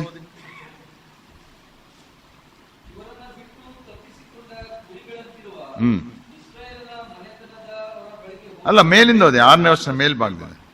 ಈ 12 ಮಂದಿಯನ್ನು ಯೇಸು ಕಳುಹಿಸುವಾಗ ಅವರಿಗೆ ಅಪ್ಪಣೆ ಕೊಟ್ಟಿದ್ದೇನೆಂದ್ರೆ, ಅನ್ಯ ಜನಗಳ ಕಡೆಗೆ ಹೋಗಬೇಡ್ರಿ, ಸಮಾಜದ ಊರೊಳಗೆ ಕಾಲಿಡಬೇಡ್ರಿ, ಇವರನ್ನು ಬಿಟ್ಟು ತಪ್ಪಿಸಿಕೊಂಡ ಕುರಿಗಳಂತಿರುವ ಇಸ್ರಾಯೇಲಿನ ಮನೆತನದವರ ಬಳಿಗೆ ಹೋಗಿರಿ, ಪರಲೋಕ ರಾಜ್ಯದ ಸಮೀಪವಾಯಿತೆಂದು ಸಾರಿ ಹೇಳುತ್ತಾ. ನೋಡ್ರಿ, ಪರಲೋಕ ರಾಜ್ಯದ ಸುವಾರ್ತೆನೆ ಸಾರ್ರಿ ಅವರಿಗೆ. ಯಾಕಂದ್ರೆ ಅದು ದೇವರ ವಾಗ್ದಾನ ಆಗಿದೆ. ಅಬ್ರಾಮನಿಗೆ ಮಾಡಿದಂತ ವಾಗ್ದಾನ ಮತ್ತು ದಾವೀದನಿಗೆ ಮಾಡಿದಂತ ವಾಗ್ದಾನ. ಸಭೆ ಅನ್ನುವಂತ ಕಾರ್ಯಕ್ರಮ ಈ ಭೂಮಿಯ ಮೇಲೆ ಕೈಗೊಳ್ಳುವುದಕ್ಕಿಂತ ಮೊದಲು ನೋಡ್ರಿ, ಸಭೆ ಅನ್ನೋದು ಅನಾದಿ ಕಾಲದ ಕಳೆದು ಹೋದಂತ ನಿತ್ಯತ್ವದ ದೇವರ ಕಾರ್ಯಕ್ರಮ. ಯಜ್ಞದ ಕುರಿಮರಿಯಾದ ಆತನು ಜಗದುತ್ಪತ್ತಿಗೆ ಮುಂಚೆಯೇ ಕೊಯ್ಯಲ್ಪಟ್ಟಿದ್ದಾನೆ. ಅವನು ಕೊಯ್ಯಲ್ಪಟ್ಟದ್ರಿಂದಲೇ, ರಕ್ತ ಸುರಿಸಿದ್ರಿಂದಲೇ ಸಭೆ ಸ್ಥಾಪನೆ ಆಗುವುದು. ಆದ್ರೆ ಆ ಸಭೆ ಸ್ಥಾಪನೆಗಾಗಿ ಯೇಸು ಕ್ರಿಸ್ತನು ಕೂಡ ಈ ಲೋಕಕ್ಕೆ ಬಂದದ್ದು. ಆದ್ರೆ ಅದಕ್ಕೂ ಮೊದಲು ವಾಗ್ದಾನಗಳನ್ನ ಮಾಡಿದಂತೆ ಆ ವಾಗ್ದಾನಗಳನ್ನು ನೆರವೇರಿಸಬೇಕೆಂಬುದಾಗಿ ಇಸ್ರಾಯೇಲ್ ಮನೆತನಕ್ಕೆ ಏನ್ ಮಾಡ್ತಾನೆ ದೇವರು? ಆ ಆಪರ್ಚುನಿಟಿಗಳನ್ನ ಕೊಡ್ತಾ ಇದ್ದಾನೆ. ಈಗ ಅವನು ಹೇಳ್ತಾ ಇದ್ದಾನೆ, ನೀವು ಅನ್ಯ ಜನರ ಕಡೆಗೆ ಹೋಗ್ಬೇಡ್ರಿ, ಸಮಾರ್ಯರ ಕಡೆಗೆ ಹೋಗ್ಬೇಡ್ರಿ, ಆದ್ರೆ ನೀವ್ ಎಲ್ಲಿಗೆ ಹೋಗ್ರಿ? ಇಸ್ರಾಯೇಲ್ ಮನೆತನದ ಬಳಿಗೆ ಹೋಗ್ರಿ. ಅವ್ರಿಗೆ ಏನ್ ಸಾರ್ರಿ? ಪರಲೋಕ ರಾಜ್ಯದ ಸುವಾರ್ತೆ ಸಾರ್ರಿ. ಆ 1000 ವರ್ಷ ಆಳ್ವಿಕೆ ಅಥವಾ ದಾವೀದನ ಸಿಂಹಾಸನ, 1000 ವರ್ಷ ಆಳ್ವಿಕೆ ಅನ್ನೋಕ್ಕಿಂತ ದಾವೀದನ ಸಿಂಹಾಸನದ ಪುನರ್ಸ್ಥಾಪನೆಯ ಸುವಾರ್ತೆಯನ್ನ ಸಾರ್ರಿ. ನಿಮ್ಗೆ ಅದು ವಾಪಸ್ ಕೊಡಲ್ಪಡ್ತದೆ, ನೀವು ರಾಜ್ಯ ಮಾಡಬಹುದು, ರಾಜ್ಯಭಾರ ಮಾಡಬಹುದು. ಇದೆಲ್ಲ ಅನಂತರ ಬಂದಂತ ಪ್ರೋಗ್ರಾಮ್ಗಳು. ನೋಡ್ರಿ, ಈ ಸುವಾರ್ತೆಗಳು ಕೂಡ ಬರೆಯಲ್ಪಟ್ಟ ಹಾಗೇನೆ ಮತ್ತಾಯನು ಬರೆದ ಸುವಾರ್ತೆ. ಮತ್ತಾಯನು ಯಾರಿಗೆ ಬರೆದ ಸುವಾರ್ತೆ? ಯಹೂದ್ಯರಿಗೇನೆ. ಮತ್ತಾಯನು ಕೂಡ ಯಹೂದ್ಯರಿಗೆ ಸುವಾರ್ತೆ ಬರೆಯೋದು. ಈ ಪರಲೋಕ ರಾಜ್ಯದ ಸುವಾರ್ತೆ ಅನ್ನೋದು, ನೀವು ಆ 4 ಸುವಾರ್ತೆಗಳನ್ನು ಓದ್ರಿ, ಹೆಚ್ಚಾಗಿ ಪ್ರಯೋಗ ಮಾಡಲ್ಪಟ್ಟದ್ದು ಮತ್ತಾಯನ ಸುವಾರ್ತೆಯಲ್ಲೇ. ಮೊಟ್ಟ ಮೊದಲ ಸುವಾರ್ತೆ ಯಾರಿಗ ಹೋಗ್ತಾ ಇದೆ? ಯಹೂದ್ಯರಿಗೆ ಹೋಗ್ತಾ ಇದೆ. ಮನುಷ್ಯ ಕುಮಾರನನ್ನು ಯಾವುದಕ್ಕೆ ಸಂಬಂಧಪಟ್ಟಿದ್ದಾನೆ? ಇಸ್ರಾಯೇಲರಿಗೆ ಸಂಬಂಧಪಟ್ಟಿದ್ದಾನೆ. ಇಸ್ರಾಯೇಲರಿಗೆ ಯಾವುದು ಸಿಗ್ತದೆ? ಪರಲೋಕ ರಾಜ್ಯ ಅಲ್ವಾ, ದಾವೀದನ ಸಿಂಹಾಸನ. ಈ ಮತ್ತಾಯನ ಸುವಾರ್ತೆಯಲ್ಲೂ ಕೂಡ ಯಹೂದ್ಯರ ಬಗ್ಗೆ ಮಾತಾಡುವಂತವನಾಗಿ ಬರೀ ಪರಲೋಕ ರಾಜ್ಯ ಅಂತ ಬರುವಾಗ 13ನೇ ಅಧ್ಯಾಯ ಪೂರ್ತಿಯಾಗಿ ಆ ಪರಲೋಕ ರಾಜ್ಯಕ್ಕಾಗಿಯೇ ಇಟ್ಟಿದ್ದಾನೆ, ಮೀಸಲಿಟ್ಟಿದ್ದಾನೆ. ಯಾರು? ಮತ್ತಾಯ. 13ನೇ ಅಧ್ಯಾಯ ನಿಮಗೆ ಗೊತ್ತಿರಬೇಕು. 13ನೇ ಅಧ್ಯಾಯದಲ್ಲಿ ಏನ್ ಬರ್ತದೆ? ಬರೀ ಸಾಮ್ಯಗಳೇ. ಯಾವ ಸಾಮ್ಯ? ಪರಲೋಕ ರಾಜ್ಯದ ಸಾಮ್ಯ. ಅಂದ್ರೆ ದ ಇಂಟ್ರೆಸ್ಟ್ ಆಫ್ ಗಾಡ್, ದೇವರ ಒಂದು ಆಸಕ್ತಿ, ಆತನ ಆದುಕೊಂಡಂತ ಜನಾಂಗ, ಅಬ್ರಾಮನಿಗೆ ಮಾಡಿದಂಥ ವಾಗ್ದಾನ, ಪ್ರಿಯ ಅಬ್ರಾಮನಿಗೆ ಸ್ನೇಹಿತನೆಂಬುದಾಗಿ ಕರೀತಾನ ಆತನ. ಅನಂತರ ಅರಸರುಗಳಲ್ಲಿ ದಾವೀದನಿಗೆ ಮಾಡಿದಂಥ ವಾಗ್ದಾನ, ಅವನಂತ ಶ್ರೇಷ್ಠ ಅರಸ ಇನ್ಯಾರೂ ಇಲ್ಲ ಎಂಬುದಾಗಿ ನಾವು ನೋಡುವಂಥವರು ಆಗಿರ್ತಾರೆ. ಆದ್ರೆ ಅಷ್ಟರೊಳಗೆ ಏನಾಗ್ತದೆ ಅಂದ್ರೆ, ಈ ಪರಿಸಾಯರು ಯೇಸು ಸ್ವಾಮಿಯನ್ನ ಮೆಸ್ಸಿಯನ್ನಾಗಿ ಅಂಗೀಕರಿಸುವುದನ್ನ ತಿರಸ್ಕರಿಸ್ತಾ ಬರುವಂತವ್ರು ಆಗಿರ್ತಾರೆ. ಹಾಗೆ ತಿರಸ್ಕರಿಸ್ತಾ ಬರುವಾಗ ನಾವು ಲೂಕನ ಸುವಾರ್ತೆ 8ನೇ ಅಧ್ಯಾಯಕ್ಕೆ ಬರೋಣ.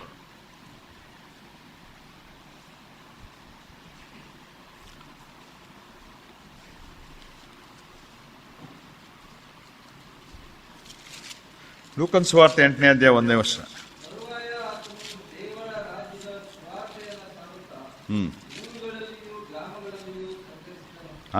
ಯಾರು? ಯೇಸು ಸ್ವಾಮಿ. ನೋಡಿ, ಈಗ ಯೇಸು ಸ್ವಾಮಿಯ ಕಾರ್ಯಕ್ರಮ ಏನಾಗ್ತಾ ಇದೆ? ಶಿಫ್ಟ್ ಆಗ್ತಾ ಇದೆ. ಎಲ್ಲಿಗೆ? ದೇವರ ರಾಜ್ಯಕ್ಕೆ. ಈಗ ಅನ್ಯ ಜನಗಳು ಇಲ್ಲಿ ಬಂದ್ರಲ್ಲ, ಯಾರೋ ಪ್ರಶ್ನೆ ಮಾಡಿದ್ರೆ ಅನ್ಯ ಜನಗಳು ಎಲ್ಲಿ ಹೋಗ್ತಾರೆ ಎಂಬುದಾಗಿ.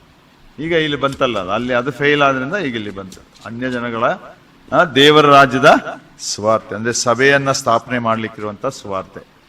ಅದಕ್ಕಿಂತ ಇನ್ನೂ ಸರಿಯಾಗಿ ಹೇಳೋದಾದ್ರೆ, ನಮಗಾಗಿ ಪ್ರಾಣ ಕೊಡ್ಲಿಕ್ಕಿರುವಂತ ಸುವಾರ್ತೆ, ಶಿಲುಬೆಯಲ್ಲಿ ತೂಗ ಹಾಕಲ್ಪಡಲಿಕ್ಕಿರುವಂತ ಸುವಾರ್ತೆ, ಸತ್ತು ಹೂಣಲ್ಪಟ್ಟು ಎಬ್ಬಿಸಲ್ಪಡಲಿಕ್ಕಿರುವಂತ ಸುವಾರ್ತೆ, ರಕ್ತ ಸುರಿಸಿ ಅಪೊಸ್ತಲರ ಕೃತ್ಯ 20ನೇ ಅಧ್ಯಾಯ 28ನೇ ವರ್ಷದಲ್ಲಿ ಹೇಳಿದ ಹಾಗೆ ಸಭೆಯನ್ನ ಕೊಂಡುಕೊಳ್ಳತಕ್ಕಂತ ಸುವಾರ್ತೆ ಈಗ ಇಲ್ಲಿ ಪ್ರಾರಂಭವಾಗ್ತದೆ. ನೀವು ಈ ಲೂಕನ ಸುವಾರ್ತೆ ನೀವು ಓದ್ತಾ ಬರುವುದಾದ್ರೆ ಇಲ್ಲಿಯ ತನಕ ಯೇಸು ಕ್ರಿಸ್ತನು ತನ್ನ ಮರಣವನ್ನ ಪ್ರಸ್ತಾಪಿಸೋಲ್ಲ.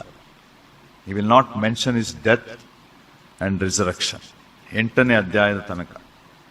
ಇದನ್ನು ಹೇಳಿದ ಮೇಲೆ ಆ ಸುವಾರ್ತೆ ಸಾರಲಿಕ್ಕೆ ಪ್ರಾರಂಭ ಮಾಡಿದ ಮೇಲೆ ಕರ್ತನಾದ ಯೇಸು ಕ್ರಿಸ್ತನ ಏನ್ ಮಾಡ್ತಾನೆ ಅಂದ್ರೆ, ಯಹೂದ್ಯರು ಇದ್ದರೂ ಕೂಡ ಅವರ ಮಧ್ಯದಲ್ಲಿ ಅನ್ಯ ಜನರು ಕೂಡ ಅಷ್ಟಕ್ಕೆ ಬಂದು ಸೇರ್ತಾ ಇರ್ತಾರೆ, ಇದ್ದರೂ ಕೂಡ ಅವ್ರಿಗೂ ಕೂಡ ಏನ್ ಹೇಳ್ತಾ ಬರ್ತಾನೆ ಅಂದ್ರೆ, ಈಗ ನಾನು ಏನಕ್ಕೆ ಬಂದಿದ್ದೀನಿ ನೋಡಿ. ಮೊದಲನೇ ಸಲ ಆತನು ಲೂಕನ್ ಸುವಾರ್ತೆಗೆ ಬನ್ರಿ. ಲೂಕನ್ ಸುವಾರ್ತೆ ಅದೇ 8ನೇ ಅಧ್ಯಾಯ 9ನೇ ಅಧ್ಯಾಯ ಲೂಕನ್ ಸುವಾರ್ತೆ 9ನೇ ಅಧ್ಯಾಯ 18ನೇ 22ನೇ ವರ್ಷ.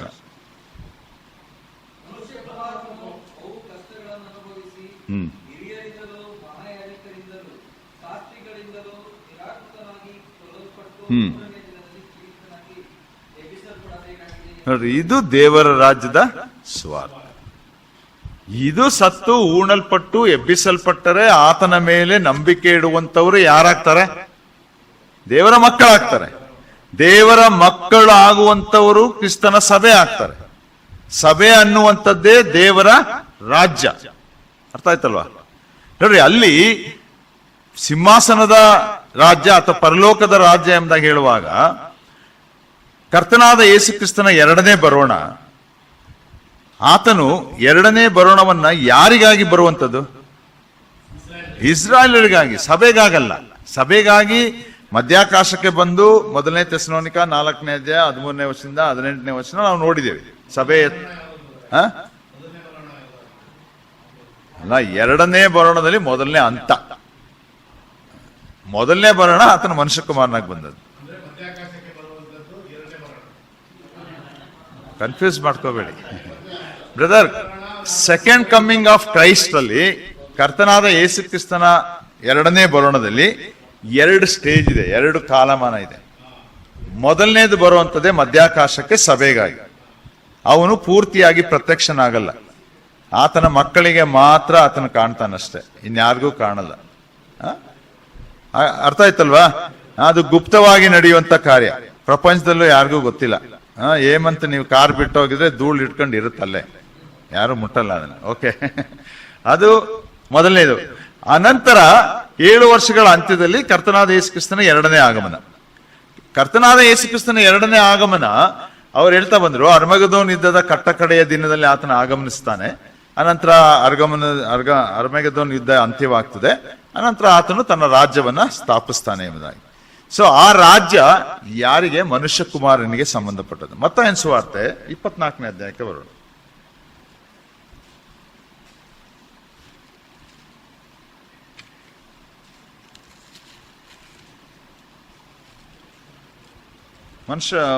ಮತ್ತಾಯನ ಸುವಾರ್ತೆ 24ನೇ ಅಧ್ಯಾಯ 29ನೇ ವರ್ಷದಿಂದ ಓದಿ.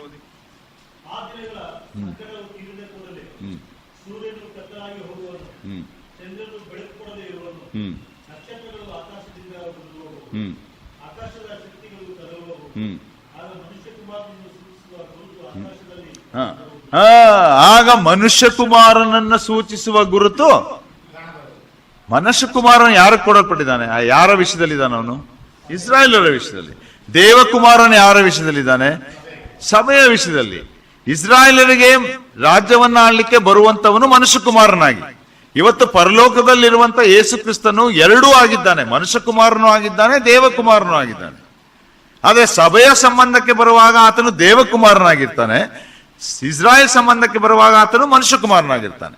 ಸೊ ಆ ಮನುಷ್ಯ ಕುಮಾರನು ಬರುವಂತ ಸೂಚನೆ ಆಕಾಶದಲ್ಲಿ ಕಾಣುತ್ತದೆ. ಆ ಆಕಾಶದಲ್ಲಿ ಕಾಣುವಾಗ 31ನೇ ವಚನ. ಮತ್ತು ಆತನು ತುತ್ತೂರಿಯ ಮಹಾಶಬ್ದದಿಂದ ತನ್ನ ದೂತರನ್ನು ಕಳುಹಿಸುವನು. ಅವರು ಆತನು ಆದುಕೊಂಡವರನ್ನು ಆಕಾಶದ ಒಂದು ಕಡೆಯಿಂದ ಮತ್ತೊಂದು ಕಡೆಯವರೆಗೆ 4 ದಿಕ್ಕುಗಳಿಂದ ಒಟ್ಟು ಆದುಕೊಂಡವರನ್ನು ಎಂಬುದಾಗಿ ಹೇಳುವಾಗ ವಿಶೇಷವಾಗಿ ಯಹೂದ್ಯರನ್ನ ಪ್ರಸ್ತಾಪಿಸಿ ಮತ್ತಾಯನ ಬರೆಯೋದು. ಅದರಲ್ಲಿ ಅನ್ಯರು ಇದ್ದಾರೆ, ಇಲ್ಲ ಅಂತಲ್ಲ. ಆದ್ರೆ ಇಲ್ಲಿ ಯಹೂದ್ಯರಿಗೆ ಸಂಬಂಧಪಟ್ಟಂಥದ್ದು. ಸೊ ಆ ಆದುಕೊಂಡವರು ಅಂದ್ರೆ ಸಂಕಟ ಮಹಾಸಂಕಟ ಕಾಲದಲ್ಲಿ ನಂಬಿ ಜೀವಿತದಲ್ಲಿ ಉಳಿದಿರುವಂತ ಎಲ್ಲ ಯಹೂದ್ಯರನ್ನ ಏನ್ ಮಾಡ್ತಾನೆ ಅವನು? ಗ್ಯಾದರ್ ಮಾಡ್ತಾನೆ. ಅದನ್ನೇ ನಾವು ನೋಡ್ತಾ ಬಂದದ್ದು 14ನೇ ಅಧ್ಯಾಯದ ಸುಗ್ಗಿಯ ಬೆಳೆಯನ್ನ ತೆಗೆದುಕೊಳ್ಳುವಂತ ವಿಷಯ. ಸೊ ನಂಬದೇ ಇರುವಂತವರನ್ನ ನಾಶನಕ್ಕೆ ಕಳಿಸುವಂತ ಸಂಗತಿ ನಾವು ನೋಡ್ತಾ ಬಂದದ್ದು. ದ್ರಾಕ್ಷ ಹಣ್ಣಿನ ಕೊಯ್ಲು, ಅದನ್ನ ತೊಟ್ಟಿಯಲ್ಲಿ ಹಾಕಿ ತುಳಿಯುವಂಥದ್ದು, ಅದರ ರಸ ರಕ್ತದ ಹಾಗೆ 200 ಮೈಲಿ ಹರಿತದೆ. ಅದನ್ನೆಲ್ಲ ನಾವು ಚರಿತ್ರೆಯಲ್ಲಿ ನೋಡುತ್ತಾ ಬರುವಂತವರು ಆಗಿದ್ದೇವೆ ಪ್ರಿಯರೇ. ನೋಡ್ರಿ, ಹೀಗೆ ನಮ್ಮ ಕರ್ತನಾದ ಯೇಸು ಕ್ರಿಸ್ತನ ಈ ಸಂಗತಿಗಳು ರಾಜ್ಯ ಎಂಬುದಾಗಿ ಇರುವಂತ ಅಥವಾ ಆ ದೇವರ ಆ ಸತ್ಯವೇದದ ಒಂದು ಎಲ್ಲ ವಿಷಯಗಳಲ್ಲಿ ಅದೊಂದು ಪ್ರಾಮುಖ್ಯವಾದ ವಿಷಯ ಎಂಬುದಾಗಿ ಹೇಳುವಾಗ ರಾಜ್ಯದ ಕುರಿತೆ, ದ 2 kingdoms ಎಂಬುದಾಗಿ ನಾವು ನೋಡ್ತೇವೆ. The theme of the Bible is also for the 2 kingdoms, ಅಂದ್ರೆ 2 ರಾಜ್ಯಗಳ ಕುರಿತು ಇರುವಂತದ್ದೇ ಆಗಿದೆ ಅನ್ನುವಂತಹ ಸಂಗತಿಯನ್ನ ನಾವು ನೋಡ್ತಾ ಬರ್ತೇವೆ. ಅಲ್ಲಿ ಲೂಕನ್ ಸುವಾರ್ತೆಗೆ ಮತ್ತೆ ವಾಪಸ್ ಬರೋಣ. 9ನೇ ಅಧ್ಯಾಯಕ್ಕೆ ಬರುವಾಗ 3 ಸಾಲ ಪ್ರಸ್ತಾಪ ಮಾಡುವಂತ ಯೇಸು ಕ್ರಿಸ್ತನು ಇಲ್ಲಿ ಮೊದಲನೇ ಸಲ ಮರಣವನ್ನ ಪ್ರಸ್ತಾಪಿಸ್ತಾನೆ, ದೇವರ ರಾಜ್ಯದ ಸುವಾರ್ತೆಯನ್ನ ಪ್ರಾರಂಭ ಮಾಡಿದ ಮೇಲೆ. 2ನೇ ಸಲ ನೋಡ್ರಿ, ಅದೇ 9ನೇ ಅಧ್ಯಾಯ 44ನೇ ವಚನ, ಅದರ ತಲೆ ಬರ ಓದಿ. 2ನೇ ಸಲ ತಿಳಿಸಿದನು ಎಂಬುದಾಗಿ ನಾವು ನೋಡ್ತಾ ಬರ್ತೇವೆ. 3ನೇ ಸಲ 18ನೇ ಅಧ್ಯಾಯ ಲೂಕನ್ ಸುವಾರ್ತೆ 31ನೇ ವಚನ.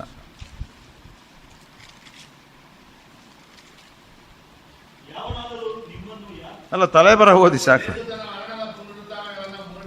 3ನೇ ಸಲ ಮುಂದೆ ತಿಳಿಸಿದ. ಅಂದ್ರೆ ಯಾಕೆ ಹೇಳ್ತಾ ಬಂದೆ ಅಂದ್ರೆ, ಯೇಸು ಸ್ವಾಮಿ ಈಗ ದೇವರ ರಾಜ್ಯದ ಸುವಾರ್ತೆ ಪ್ರಾರಂಭ ಮಾಡಿದ ಮೇಲೆ ಅಲ್ಲಿ ಅವಾಗ ಏನಾಗ್ತದೆ, ತನ್ನ ಮರಣವನ್ನ ಪ್ರಸ್ತಾಪಿಸಿ ಅದನ್ನ ಕೂಡ ಈಗ ಜೊತೆಯಾಗಿ ಹೇಳಿಕೊಳ್ಳುತ್ತಾ ಬರುವಂತವನು ಆಗಿರ್ತಾನೆ. ಆದ್ರೆ ಅಜೆಂಡಾದಲ್ಲಿ ಫಸ್ಟ್ ಪಾಯಿಂಟ್ ಇದ್ದಿದ್ದೇನೆಂದ್ರೆ, ಇಸ್ರಾಯೇಲರಿಗೆ ಆ ಸಿಂಹಾಸನವನ್ನ ಪುನರ್ಸ್ಥಾಪಿಸಿ ನಾನು ಕೊಡುವಂತವನಾಗಿರಬೇಕು ಎಂಬುದಾಗಿ. ಆದ್ರೆ ಇಸ್ರಾಯೇಲರು ಏನ್ ಮಾಡ್ತಾರೆ, ಅವನನ್ನ ಪರಿಪೂರ್ಣವಾಗಿ ತಿರಸ್ಕರಿಸುವಾಗ ಕಡೆ ಪಕ್ಷ ಓಕೆ, ಈಗ ನನ್ನ ಮರಣಗಳನ್ನ ಪುನರುತ್ಥಾನಗಳನ್ನ ಹೇಳಿ ಒಂದು ವೇಳೆ ಅವರು ನನ್ನನ್ನ ನಂಬಿಕೊಂಡಂತವರಾಗಿ ದೇವರ ರಾಜ್ಯಕ್ಕಾದ್ರೂ ಬಾಧ್ಯರಾಗ್ತಾರಾ ಅನ್ನುವಂತ ಆಪರ್ಚುನಿಟಿನೂ ಕೂಡ ಯೇಸು ಕ್ರಿಸ್ತನಲ್ಲಿ ಕೊಡುವಂತವನು ಆಗಿದ್ದಾನೆ. ಆದ್ರೆ ಅವನು ದೇವರ ರಾಜ್ಯವನ್ನು ಪ್ರಸ್ತಾಪಿಸಿ ಹೇಳುವಾಗ, ನಾನು ಪರಲೋಕದಿಂದ ಬಂದವನು, ನನ್ನ ತಂದೆ ಪರಲೋಕದಲ್ಲಿದ್ದಾನೆ, ದೇವರು ನನ್ನ ತಂದೆ, ಇವನ್ನೆಲ್ಲ ಆತನು ಪ್ರಸ್ತಾಪ ಮಾಡುವಾಗ ಯಹೂದ್ಯರು ಏನ್ ಮಾಡ್ತಾರೆ, ನೀನು ದೂಷಕನು, ದೇವದೂಷಣೆ ಮಾಡ್ತೀಯಾ, ನೀನು ಕಳ್ಳನು, ಮೋಸಗಾರ, ದೆವ್ವ ಹಿಡಿದಿದೆ, ಕುಡುಕ, ಹೀಗೆ ನಾನಾ ತರವಾದ ಸಂಗತಿಗಳು ಹೇಳಿ ಅಂತಿಮವಾಗಿ ಅವನನ್ನು ಏನ್ ಮಾಡ್ತಾರೆ, ಶಿಲುಬೆಗೆ ಹಾಕ್ತಾರೆ. ಸೊ ಇದು ಈಗ ಸತ್ಯವೇದದಲ್ಲಿ ಬಂದಂತ ಒಂದು ಲೈನ್ ಚರಿತ್ರೆ. ಆದ್ರೆ ಮೂಲತಃವಾಗಿ ದೇವರು ಈ 2 ರಾಜ್ಯಗಳನ್ನ ತನ್ನ ಯೋಜನೆಯಲ್ಲಿ ಇಟ್ಟುಕೊಂಡು ಪ್ರಾರಂಭಿಸಿದ. ಸೊ ತನ್ನ ಯೋಜನೆಯಲ್ಲಿ ಇಟ್ಟುಕೊಂಡು ಪ್ರಾರಂಭಿಸಿದಾಗ ಮೊಟ್ಟ ಮೊದಲ ಸೃಷ್ಟಿ ಯಾವುದು?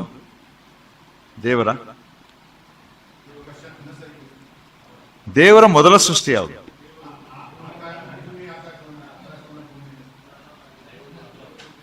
ದೇವರು ಮೊದಲು ಸೃಷ್ಟಿಸಿದ್ದು ದೇವದೂತರನ್ನ.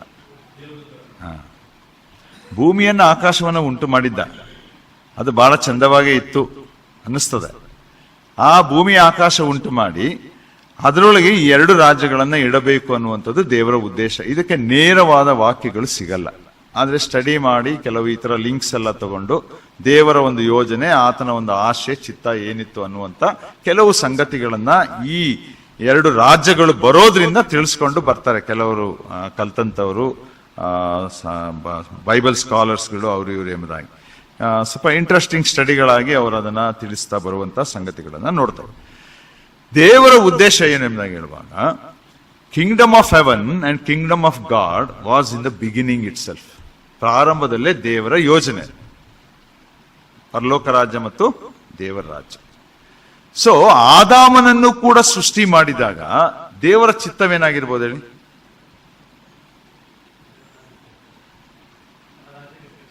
ಅದೇ, ಅವನು ಪರಿಶುದ್ಧನಾಗೇ ಇರಬೇಕು, ನಮ್ಮ ಹಾಗೇ ಇರಬೇಕು, ನಮ್ಮ ಸ್ವರೂಪದಲ್ಲೇ ಅವನ ಉಂಟು ಮಾಡ್ದ, ಆ ದೇವರ ಸ್ವರೂಪದಲ್ಲೇ ಉಂಟು ಮಾಡ್ದ, ಅವನ ಹೋಲಿಕೆಯಲ್ಲೇ ಉಂಟು ಮಾಡ್ದ ಅಲ್ವಾ?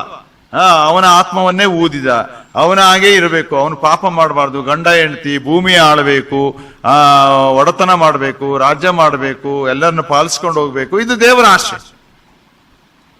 ಆ ಪ್ರೋಗ್ರಾಮ್ ಸಕ್ಸಸ್ ಆಗಿದ್ರೆ ಯೇಸು ಸ್ವಾಮಿ ಬರೋ ಅವಶ್ಯಕತೆನೇ ಇಲ್ಲ.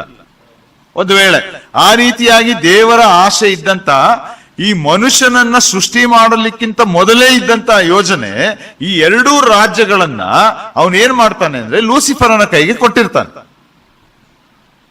ಲೂಸಿಫರನ ಕೈಗೆ ಕೊಟ್ಟಿರುವಾಗ ಲೂಸಿಫರನಿಗೂ ಒಂದು ಸಿಂಹಾಸನವನ್ನ ಸ್ಥಾಪಿಸಿ ಕೊಟ್ಟಿರ್ತಾನೆ.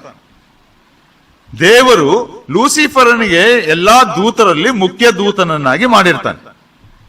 ಆ ಲೂಸಿಫರನನ್ನೇ ನಾವು ಕೆಂಪಾದ ಘಟಸರ್ಪ, ಹಳೆ ಪುರಾತನ ಪಿಚಾಚಿ, ಸೈತಾನ ಎಂಬುದಾಗೆಲ್ಲ ಹೆಸರುಗಳಿಂದ ಕರೆಯಲ್ಪಡುವಂಥದ್ದು. ಈ ಲೂಸಿಫರನ್ನು ಈಗ ಯೆಶಾಯನ ಗ್ರಂಥ 14ನೇ ಅಧ್ಯಾಯ 13ನೇ ವಚನ ಓದಿ. ಯೆಶಾಯ 14:13.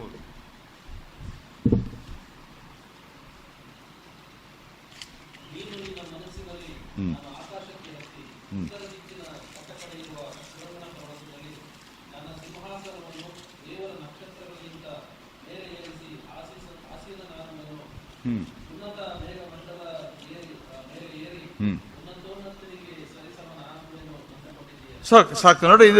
ಇದು ತೂರ್ ದೇಶದ ಪ್ರವಾದನೆಗಳಾದ್ರೂ ಕೂಡ ಇದನ್ನ ಎಜ್ಕೇಲ ಗ್ರಂಥ 28ನೇ ಅಧ್ಯಾಯ ಕೂಡ ತೂರ್ ದೇಶದ ಪ್ರವಾದನೆಗಳಾದ್ರೂ ಕೂಡ, ಒಂದ್ ವೇಳೆ ಬಾಬೇಲ್ ದೇಶಕ್ಕೂ ಹೋಲಿಸಿ ಮಾಡುವಂತ ಪ್ರವಾದನೆಗಳಾದ್ರೂ ಕೂಡ ಇದು ಸಾಧಾರಣವಾಗಿ ಸೈತಾನನಿಗೆ ಹೋಲಿಕೆಯಾಗಿ ಕಲಿಯುವಂತ ಭಾಗಗಳು ಎಂಬುದಾಗಿ ನಾವು ನೋಡ್ತೇವೆ. ಅಲ್ಲಿ ನೋಡ್ರಿ, ಆ ವಾಕ್ಯ ಏನ್ ಬರ್ತದೆ ಅಂದ್ರೆ, ನೀನು ನಿನ್ನ ಮನಸ್ಸಿನಲ್ಲಿ ನಾನು ಆಕಾಶಕ್ಕೆ ಹತ್ತಿ ಉತ್ತರ ದಿಕ್ಕಿನ ಕಟ್ಟ ಕಡೆಯಿಂದ ಸುರಗಣ ಪರ್ವತದಲ್ಲಿ ನನ್ನ ಸಿಂಹಾಸನವನ್ನ, ದೇವ್ರು ಹೇಳ್ತಾ ಇರೋದು ಈಗ ಯಾರಿಗೆ? ಲೂಸಿಫರನಿಗೆ. ಏನ್ ಮಾಡ್ತಾನಂತವನು? ಯಾರ ಸಿಂಹಾಸನ ಅದು? ಅದೇ ರಾಂಗ್ ಮಾಡ್ಕೊಡೋದು. ಲೂಸಿಫರನ ಸಿಂಹಾಸನ. ಲೂಸಿಫರನಿಗೊಂದು ಸಿಂಹಾಸನ ಇದೆ ಇಲ್ಲಿ. God has given him A throne. ಸಿಂಹಾಸನ ಅಂದ್ರೆ ಏನರ್ಥ? ಆಳ್ವಿಕೆ, ಅಧಿಕಾರ, ಆಡಳಿತ. ಸೊ ಆ ಸಿಂಹಾಸನವನ್ನು ಲೂಸಿಫರನಿಗೆ ಕೊಟ್ಟು ಇವನು ಯೋಚನೆ ಮಾಡೋ ಮೊದಲೇನೆ, ಇದು ಎಷ್ಟು ವರ್ಷಗಳು ಕಳೆದಿದೆಯೋ ಗೊತ್ತಿಲ್ಲ. ಯಾಕಂದ್ರೆ ಈಗಾಗಲೇ ಭೂಮಿ ಸೃಷ್ಟಿ ಆಗಿದೆ. ಆದಿಕಾಂಡ 1:1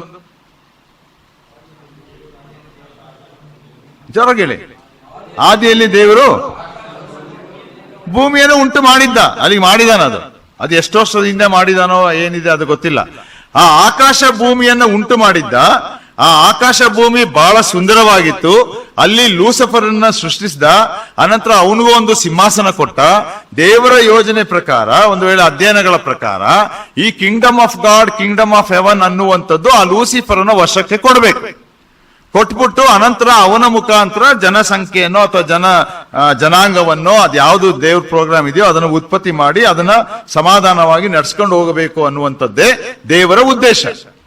ಆ ರೀತಿ ಮಾಡಿ ಲೂಸಿಫರ್ನ ಇಟ್ಟ ಮೇಲೆ, ಅವನಿಗೆ ಸಿಂಹಾಸನವನ್ನ ಕೊಟ್ಟ ಮೇಲೆ, ಲೂಸಿಫರ್ನಲ್ಲಿ ಒಂದು ಆಲೋಚನೆ ಬರ್ತದೆ. ಏನಂದ್ರೆ, ನಾನೀಗ ಇನ್ನೂ ಉನ್ನತಕ್ಕೆ ಹೋಗ್ಬೇಕಲ್ವಾ? ಅಲ್ಲಿ ವಾಕ್ಯ ಏನಂತೆ ಕೆಳಗಡೆ ಓದಿ.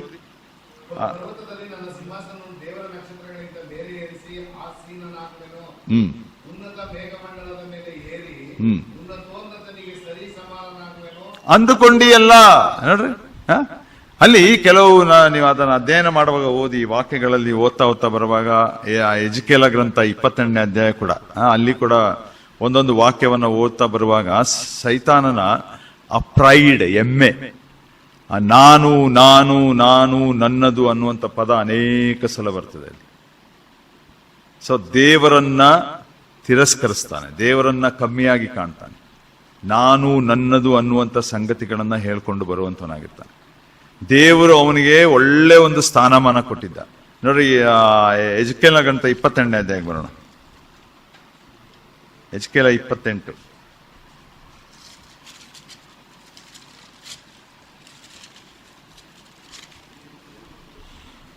ಎಜ್ಕೇಲ 28 11ನೇ ವರ್ಷದಿಂದ.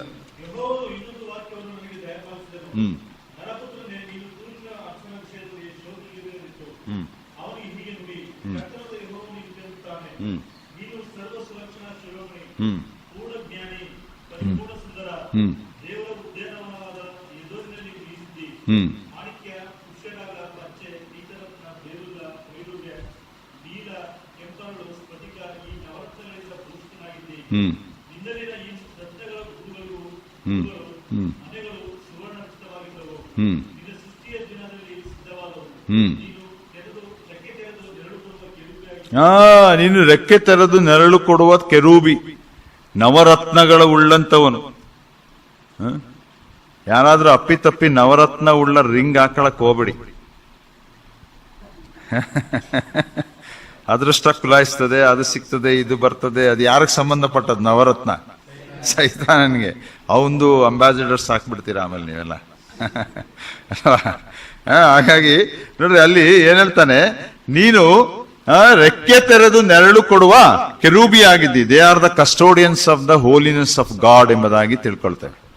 ದೇವರ ಪರಿಶುದ್ಧತೆಯನ್ನ ಕಾಪಾಡುವಂತ ಸ್ಥಾನಮಾನ ಹೊಂದಿದಂತವರೇ ಕೆರೂಬಿಯರು. ಎಜಕೇಲ ಗ್ರಂಥ 1ನೇ ಅಧ್ಯಾಯದಿಂದ 10ನೇ ಅಧ್ಯಾಯದ ತನಕ ಅವರ ವಿವರಣೆಗಳು ಬರ್ತದೆ. ಈ ಕೆರೂಬಿಯರೇ ಈಗ ಸಿಂಹಾಸನ, ದೇವರ ಸಿಂಹಾಸನ ಇರುವಂತ ಸ್ಥಳದಲ್ಲಿ 4 ಜೀವಿಗಳಾಗಿರುವಂತವರು.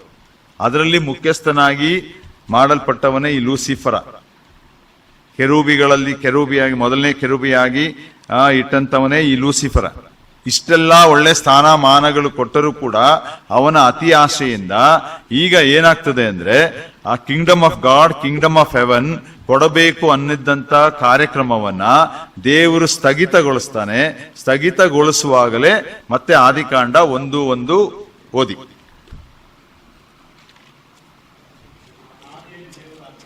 ಓದಿ ವಾಕ್ಯ ತೆಗೆದೇ ಓದಿ. 2ನೇ ವಚನವೂ ಕೂಡ.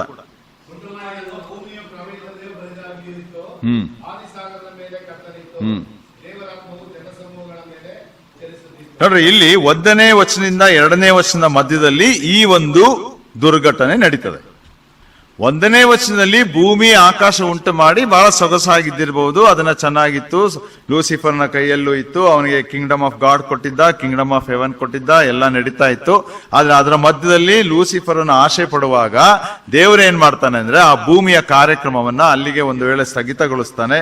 ಒಂದು ವೇಳೆ ಸೈನ್ಸ್ ಕೂಡ ಹೇಳುತ್ತೆ, ಈ ಭೂಮಿ ಎಷ್ಟು ವರ್ಷ ದಾಟಿದಂತೆ, ಕೋಟಿ ವರ್ಷ ದಾಟಿದಂತೆ, ಬೆಂಕಿ ಉಂಡೆ ಆಗಿತ್ತಂತೆ, ಆಮೇಲೆ ತಣ್ಣಗಾಯ್ತಂತೆ, ಏನೇನೋ ಅವರು ಹೇಳ್ತಾರೆ ಸೈನ್ಸ್ ಅವರು. ಇರ್ಬೋದು, ಭೂಮಿಯ ವಯಸ್ಸು ಕೋಟಿ ವರ್ಷವೇ ಇರ್ಬೋದು. ದೇವರ ಲೆಕ್ಕದಲ್ಲಿ ಆ ವರ್ಷಗಳು 1 ದಿನ ಇದ್ದಂಗೆ, 1000 ವರ್ಷ 1 ದಿನ ಇದ್ದಂಗೆ, ಈ ರೀತಿಯಲ್ಲಿ ಇದೆಯಲ್ಲ ದೇವರ ಕಾರ್ಯಕ್ರಮದಲ್ಲಿ. ನೋಡ್ರಿ, ಹೀಗೆ ಯಾವಾಗ ಈ ಲೂಸಿಫರ್ ಅನ್ನು ಆ ಪಾಪವನ್ನ ಮಾಡ್ತಾನೋ ಅವಾಗ ದೇವರು ಈ ಭೂಮಿಯನ್ನ ಅವಾಗ ಸ್ವಲ್ಪ ಅದರ ಕಡೆ ಗಮನ ಕಮ್ಮಿ ಮಾಡ್ತಾನೆ ಅಂತ ಹೇಳ್ಬೋದು. ಭೂಮಿಯು ಏನಾಗಿತ್ತಂತೆ, ಕ್ರಮವಿಲ್ಲದೆಯೂ ಬರಿದಾಗಿಯೂ ಇತ್ತು, ಆದಿಸಾಗರದ ಮೇಲೆ ಕತ್ತಲಿತ್ತು, ದೇವರ ಆತ್ಮವು ಜಲಸಮೂಹಗಳ ಮೇಲೆ ಚಲಿಸ್ತಿತ್ತು. ಲೂಸಿಫರನು ಪರಲೋಕದಿಂದ ದೊಬ್ಬಲ್ಪಟ್ಟಿದ್ದಾನೆ. Kingdom of God, kingdom of heaven taken back, ಅವನ ಕೈಯಿಂದ ವಾಪಸ್ ತೆಗೆದುಕೊಳ್ಳಲ್ಪಟ್ಟಿದೆ. ಆದರೆ ದೇವರ ಯೋಜನೆ ಈಗ ಏನಾಗಬೇಕು,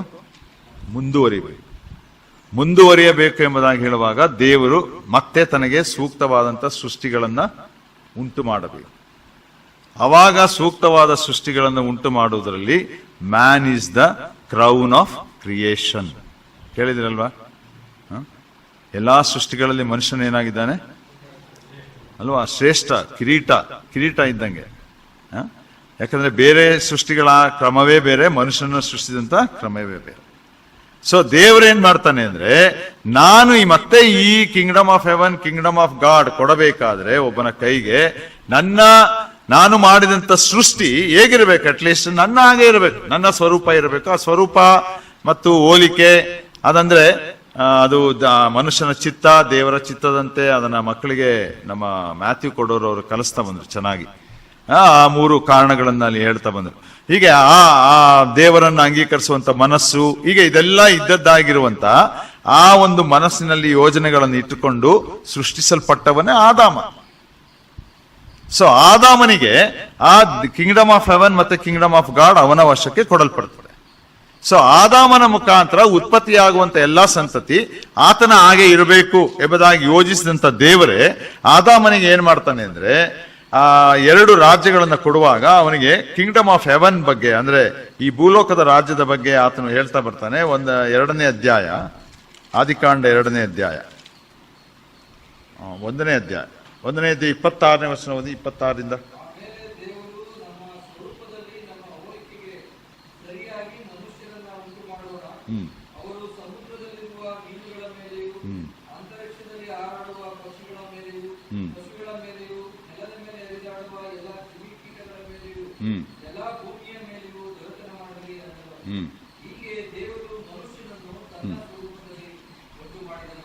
ನೋಡ್ರಿ, ಇಲ್ಲಿ ಅಧಿಕಾರವನ್ನ ಕೊಡ್ತಾನೆ ಮನುಷ್ಯನಿಗೆ, ಎಲ್ಲದರ ಮೇಲೆ ಅಧಿಕಾರ ನಡೆಸಲಿ, ಎಲ್ಲವನ್ನ ಆಳುವಂತವನಾಗಿರ್ಲಿ.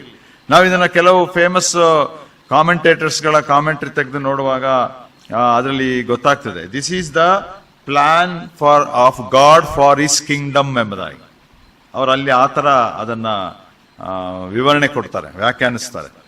ಈ ವಾಕ್ಯವನ್ನ ತೆಗೆದುಕೊಂಡು ವ್ಯಾರನ್ ಬ್ರಿಸ್ಬೋ ಯಾರೋ ನಾನು ಮರ್ತೋಗಿದ್ದೀನಿ, ಅವರು ಈ ರೀತಿ ವ್ಯಾಖ್ಯಾನ ಕೊಡ್ತಾರೆ. ಏನಂದ್ರೆ, this is the plan of god for his Kingdom, ಆತನ ರಾಜ್ಯಕ್ಕಾಗಿ ದೇವರು ಮಾಡಿದಂತ ಯೋಜನೆ.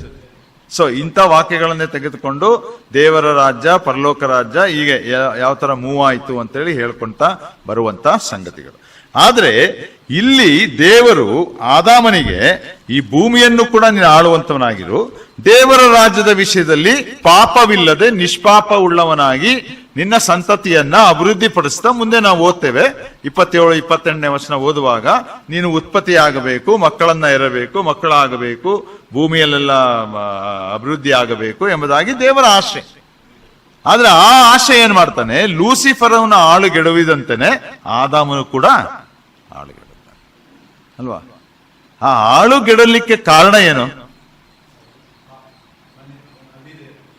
ಅದು ಏಕೆ, ಯಾರಿಂದ?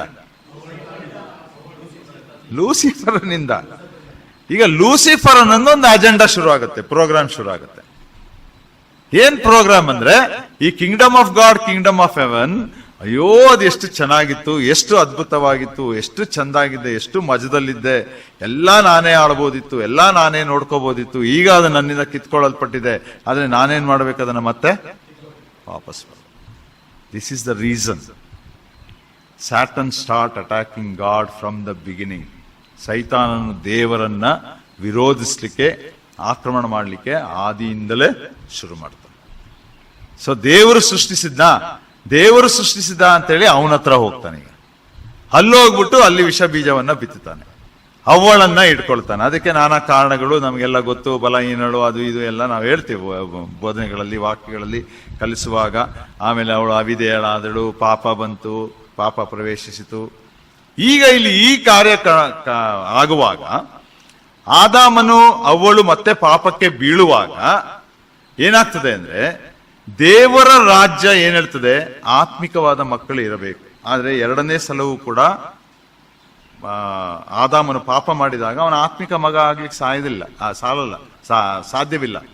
ಈ becomes dead in the spirit. ಆತ್ಮದಲ್ಲಿ ಸತ್ತವನಾಗಿದ್ದಾನೆ, ಪಾಪದಲ್ಲಿ ಸತ್ತವನಾಗಿದ್ದಾನೆ. ಅದನ್ನೇ ನಾವು ಎಫೆಸ ಪತ್ರಿಕೆ 2ನೇ ಅಧ್ಯಾಯ 1ನೇ ವಚನದಲ್ಲಿ ಓದೋದು, ನೀವು ನಿಮ್ಮ ಪಾಪ ಮತ್ತು ಅಪರಾಧಗಳ ದೆಸೆಯಿಂದ ಸತ್ತವರಾಗಿದ್ದೀರಿ ಅಲ್ವಾ? That are the truths. ಎಲ್ಲಿಂದ ಎಲ್ಲಿಗೆ ಬಂದೆ ನೋಡಿ ಆ ಟ್ರೂತ್. ನೋಡಿ, ಆತ್ಮದಲ್ಲಿ ಸತ್ತವರಾದಂತ ಇವರಿಗೆ ದೇವರ ರಾಜ್ಯ ಕೊಡುವಂಥದ್ದು ಸಾಧ್ಯವಿಲ್ಲ, ಅವನ ವಶಕ್ಕೆ ಕೊಡ್ಲಿಕ್ಕೆ ಸಾಧ್ಯವಿಲ್ಲ. ಇನ್ನೊಂದು ಆಲ್ಟರ್ನೇಟಿವ್ ದೇವ್ರು ಮಾಡಕ್ ಹೋಗಲ್ಲ. ಈ takes back the Kingdom of god, ಅಂದ್ರೆ ತನ್ನ ವಶಕ್ಕೆ ಅದನ್ನ ತೆಗೆದುಕೊಳ್ತಾನೆ. ಕಿಂಗ್ಡಮ್ ಆಫ್ ಹೆವನ್ ಮಾತ್ರ ಮುಂದುವರ್ಸ್ಕೊಂಡು ಹೋಗ್ಲಿಕ್ಕೆ ತಾನು ಕಾರ್ಯವನ್ನ ಮಾಡ್ತಾನೆ ಮುಂದೆ. ಈ ಕಿಂಗ್ಡಮ್ ಆಫ್ ಹೆವನ್ ಮುಂದುವರ್ಸ್ಕೊಂಡು ಹೋಗುವಾಗ, ಈ ಪಾಪ ಮಾಡಿದಂತ ಆದಾಮನ ಪಾಪ ಮಾಡಿದ್ದರಿಂದ, ಆದಾಮನ ಪಾಪಕ್ಕೆ ಕಾರಣವಾಗಿದ್ದರಿಂದ ಈ ದೇವರು ತನ್ನ ದೇವರ ರಾಜ್ಯವನ್ನ ಬದಿಗೆ ತೆಗೆದುಕೊಳ್ತಾನೆ. ಪರಲೋಕ ರಾಜ್ಯವನ್ನ ಈ ಲೋಕದಲ್ಲಿ ಬಿಡುವಾಗ, ಈ ಪರಲೋಕದ ರಾಜ್ಯದ ಕಿರೀಟ ಇಲ್ಲಿ ಗೆದ್ದವನು ಯಾರು? ಸೈತಾನ. ಅದು ಅವನ ಕೈಗೆ ವಾಪಸ್ ಹೋಯ್ತು. ಅರ್ಥ ಆಯ್ತಲ್ವ? ಅದು ಅವನ ಕೈಗೆ ವಾಪಸ್ ಹೋಯ್ತು. ಈ ಸೈತಾನನ ಕೈಗೆ ವಾಪಸ್ ಹೋದ ನಂತರ ಆದಾಮನಿಂದ ಸಂತತಿ ಉತ್ಪತ್ತಿಗಳಾಗ್ತದೆ. 5ನೇ ಅಧ್ಯಾಯದಲ್ಲಿ ಒಂದು ದೊಡ್ಡ ಜೀನಿಯಾಲಜಿಯನ್ನ ನೋಡ್ತೀವಿ, ಅಥವಾ ಯಾರ್ಯಾರು ಹುಟ್ಟಿದ್ರು, ಏನೇನಾದ್ರು, ಹೆಂಗಾದ್ರು ಅಂತಲ್ಲ. ಅದ್ರಲ್ಲಿ ಮತ್ತೆ ಕಾಯಿನ ದ್ರೋಹಿ ಬರ್ತಾನೆ, ಏಬೇಲ ಒಳ್ಳೆಯವನಿರ್ತಾನೆ, ಆದ್ರೆ ಮತ್ತೆ ಲೇಮೇಕನು, ಹೀಗೆ ಅನೇಕರು ತಪ್ಪು ಮಾಡೋರು ಬರ್ತಾರೆ. ಆದ್ರೆ ಅದ್ರ ಮಧ್ಯದಲ್ಲಿ ಒಳ್ಳೆಯವರು ಬರ್ತಾರೆ. ಇವರೆಲ್ಲ ಬರುವಾಗ ಸೈತಾನ ಎಲ್ಲ ನೋಡ್ತಾ ಇರ್ತಾನೆ. ಈ ಕಿಂಗ್ಡಮ್ ಆಫ್ ಹೆವನ್ ಈಗ ನನ್ನ ವಶದಲ್ಲಿದೆ, ಅದನ್ನ ಮತ್ತೆ ದೇವರೇನ ಕಿತ್ಕೊಂಡಾನು. ಇಲ್ಲಿ ನೋಡಿದ್ರೆ ಕೆಲವರೆಲ್ಲ ದೇವ್ರ ಕಡೆಗೆ ಹೋಗ್ತಾ ಇದ್ದಾರೆ. ಏಬೇಲನ ಅದೇ ರೀತಿಯಲ್ಲಿದ್ದ, ಹೆಂಗೋ ಕಾಯಿನನ್ನು ಹಿಡಿದ್ಬಿಟ್ಟು ಅವನನ್ನು ಕೊಲ್ಲಿಸ್ದ. ಅಲ್ಲ, ಈ ತರ ಒಂದು ಇದಷ್ಟೇ ಯೋಚನೆಗಳು ಆ ರೀತಿಯಾಗಿ ಮಾಡುವಂಥದ್ದು. ಅದನ್ನ ಮಾಡಿದ ನಂತರ ಸೇತನು ಹುಟ್ಟುತ್ತಾನೆ. ಸೇತನು ದೇವರನ್ನ ಮೊದಲನೇ ಸಲ ಆರಾಧಿಸಲಿಕ್ಕೆ ಶುರು ಮಾಡ್ತಾನೆ, ಪ್ರಾರ್ಥನೆ ಮಾಡ್ಲಿಕ್ಕೆ ಶುರು ಮಾಡ್ತಾನೆ. ಅನಂತರ ಅನೋಕನು ಹುಟ್ಟುತ್ತಾನೆ. ಅನೋಕನ ಮುಖಾಂತರ ಲೇಮೇಕನ ಹುಡ್ತಾನೆ, ಅವನು ಒಳ್ಳೆಯವನಾಗಿರ್ತಾನೆ. ಆದ್ರೆ ಅನೋಕನ 7ನೇ ತಲೆಗಿಂತ 3ನೇ ತಲೆಯ ಲೇಮೇಕನು ಅತಿ ದೊಡ್ಡ ಪಾಪಿಯಾಗಿರ್ತಾನೆ, ದುಷ್ಟನಾಗಿರ್ತಾನೆ. ಹೀಗೆ ನಾನಾ ತರವಾದ ಸಂಗತಿಗಳು ಕಾಣುವಾಗ ಸೈತಾನನು ಮಾಡುವಂತ ಪ್ಲಾನೇ, ನಾನು ಈ ಕಿರೀಟವನ್ನ ನನ್ನ ವಶದಲ್ಲಿ ಶಾಶ್ವತವಾಗಿ ಇಟ್ಕೊಳ್ಬೇಕಾದ್ರೆ ನನ್ನ ಮುಖಾಂತರವೇ ಒಂದು ಸಂತತಿ ಬರಬೇಕು ಎಂಬುದಾಗಿ ಹೇಳುವಾಗ 6ನೇ ಅಧ್ಯಾಯದ ಘಟನೆಗಳು ನಡೆಯುವುದು. ಆದಿಕಾಂಡ 6ನೇ ಅಧ್ಯಾಯ 1ನೇ ವಚನದಿಂದ ಓದ್ರಿ.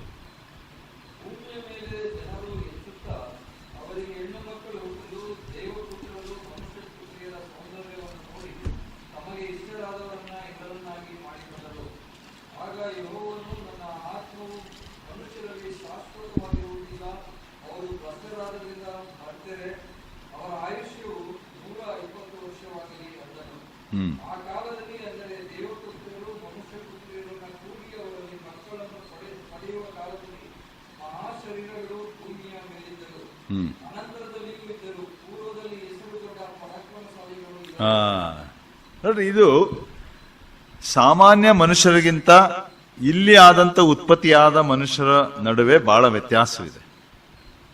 ಸೊ ಈ ತರವಾದ ಕೆಲವು ಇದನ್ನ ತೆಗೆದುಕೊಂಡು ಈ ಒಂದು ಹಿಂಗೆ ಸ್ಟಡಿ ಮಾಡಿ ಅದನ್ನ ಎಕ್ಸ್ಪ್ಲೈನ್ ಮಾಡ್ತಾರೆ ಹೊರತು ಇದೇನು ನಮ್ಮ ಒಂದು ವೇಳೆ ರಕ್ಷಣೆಗಾಗ್ಲಿ ಅಥವಾ ಇನ್ಯಾವುದಕ್ಕೂ ಆಗ್ಲಿ ಲಾಭದಾಯಕವಲ್ಲ. ಆದ್ರೆ ಒಂದು ವೇಳೆ ಸೃಷ್ಟಿಯ ಕಾರ್ಯ, ದೇವರ ಕಾರ್ಯಕ್ರಮ ಒಂದು ವೇಳೆ ಯಾವ ತರ ಮುಂದುವರಿತಿದೆ, ಕೆಲವರು ಇದನ್ನ ಒಪ್ಕೊಳ್ಳಲ್ಲ. ಒಳ್ಳೊಳ್ಳೆ ಬಹಳ ಇದರ ದೇವ ಭಕ್ತರೇ ಇದೆಲ್ಲ ಯಾಕೆ ಬೇಕು ನಮಗೆ ಅಂತಾನು ಹೇಳ್ತಾರೆ, ಅದಿದೆ.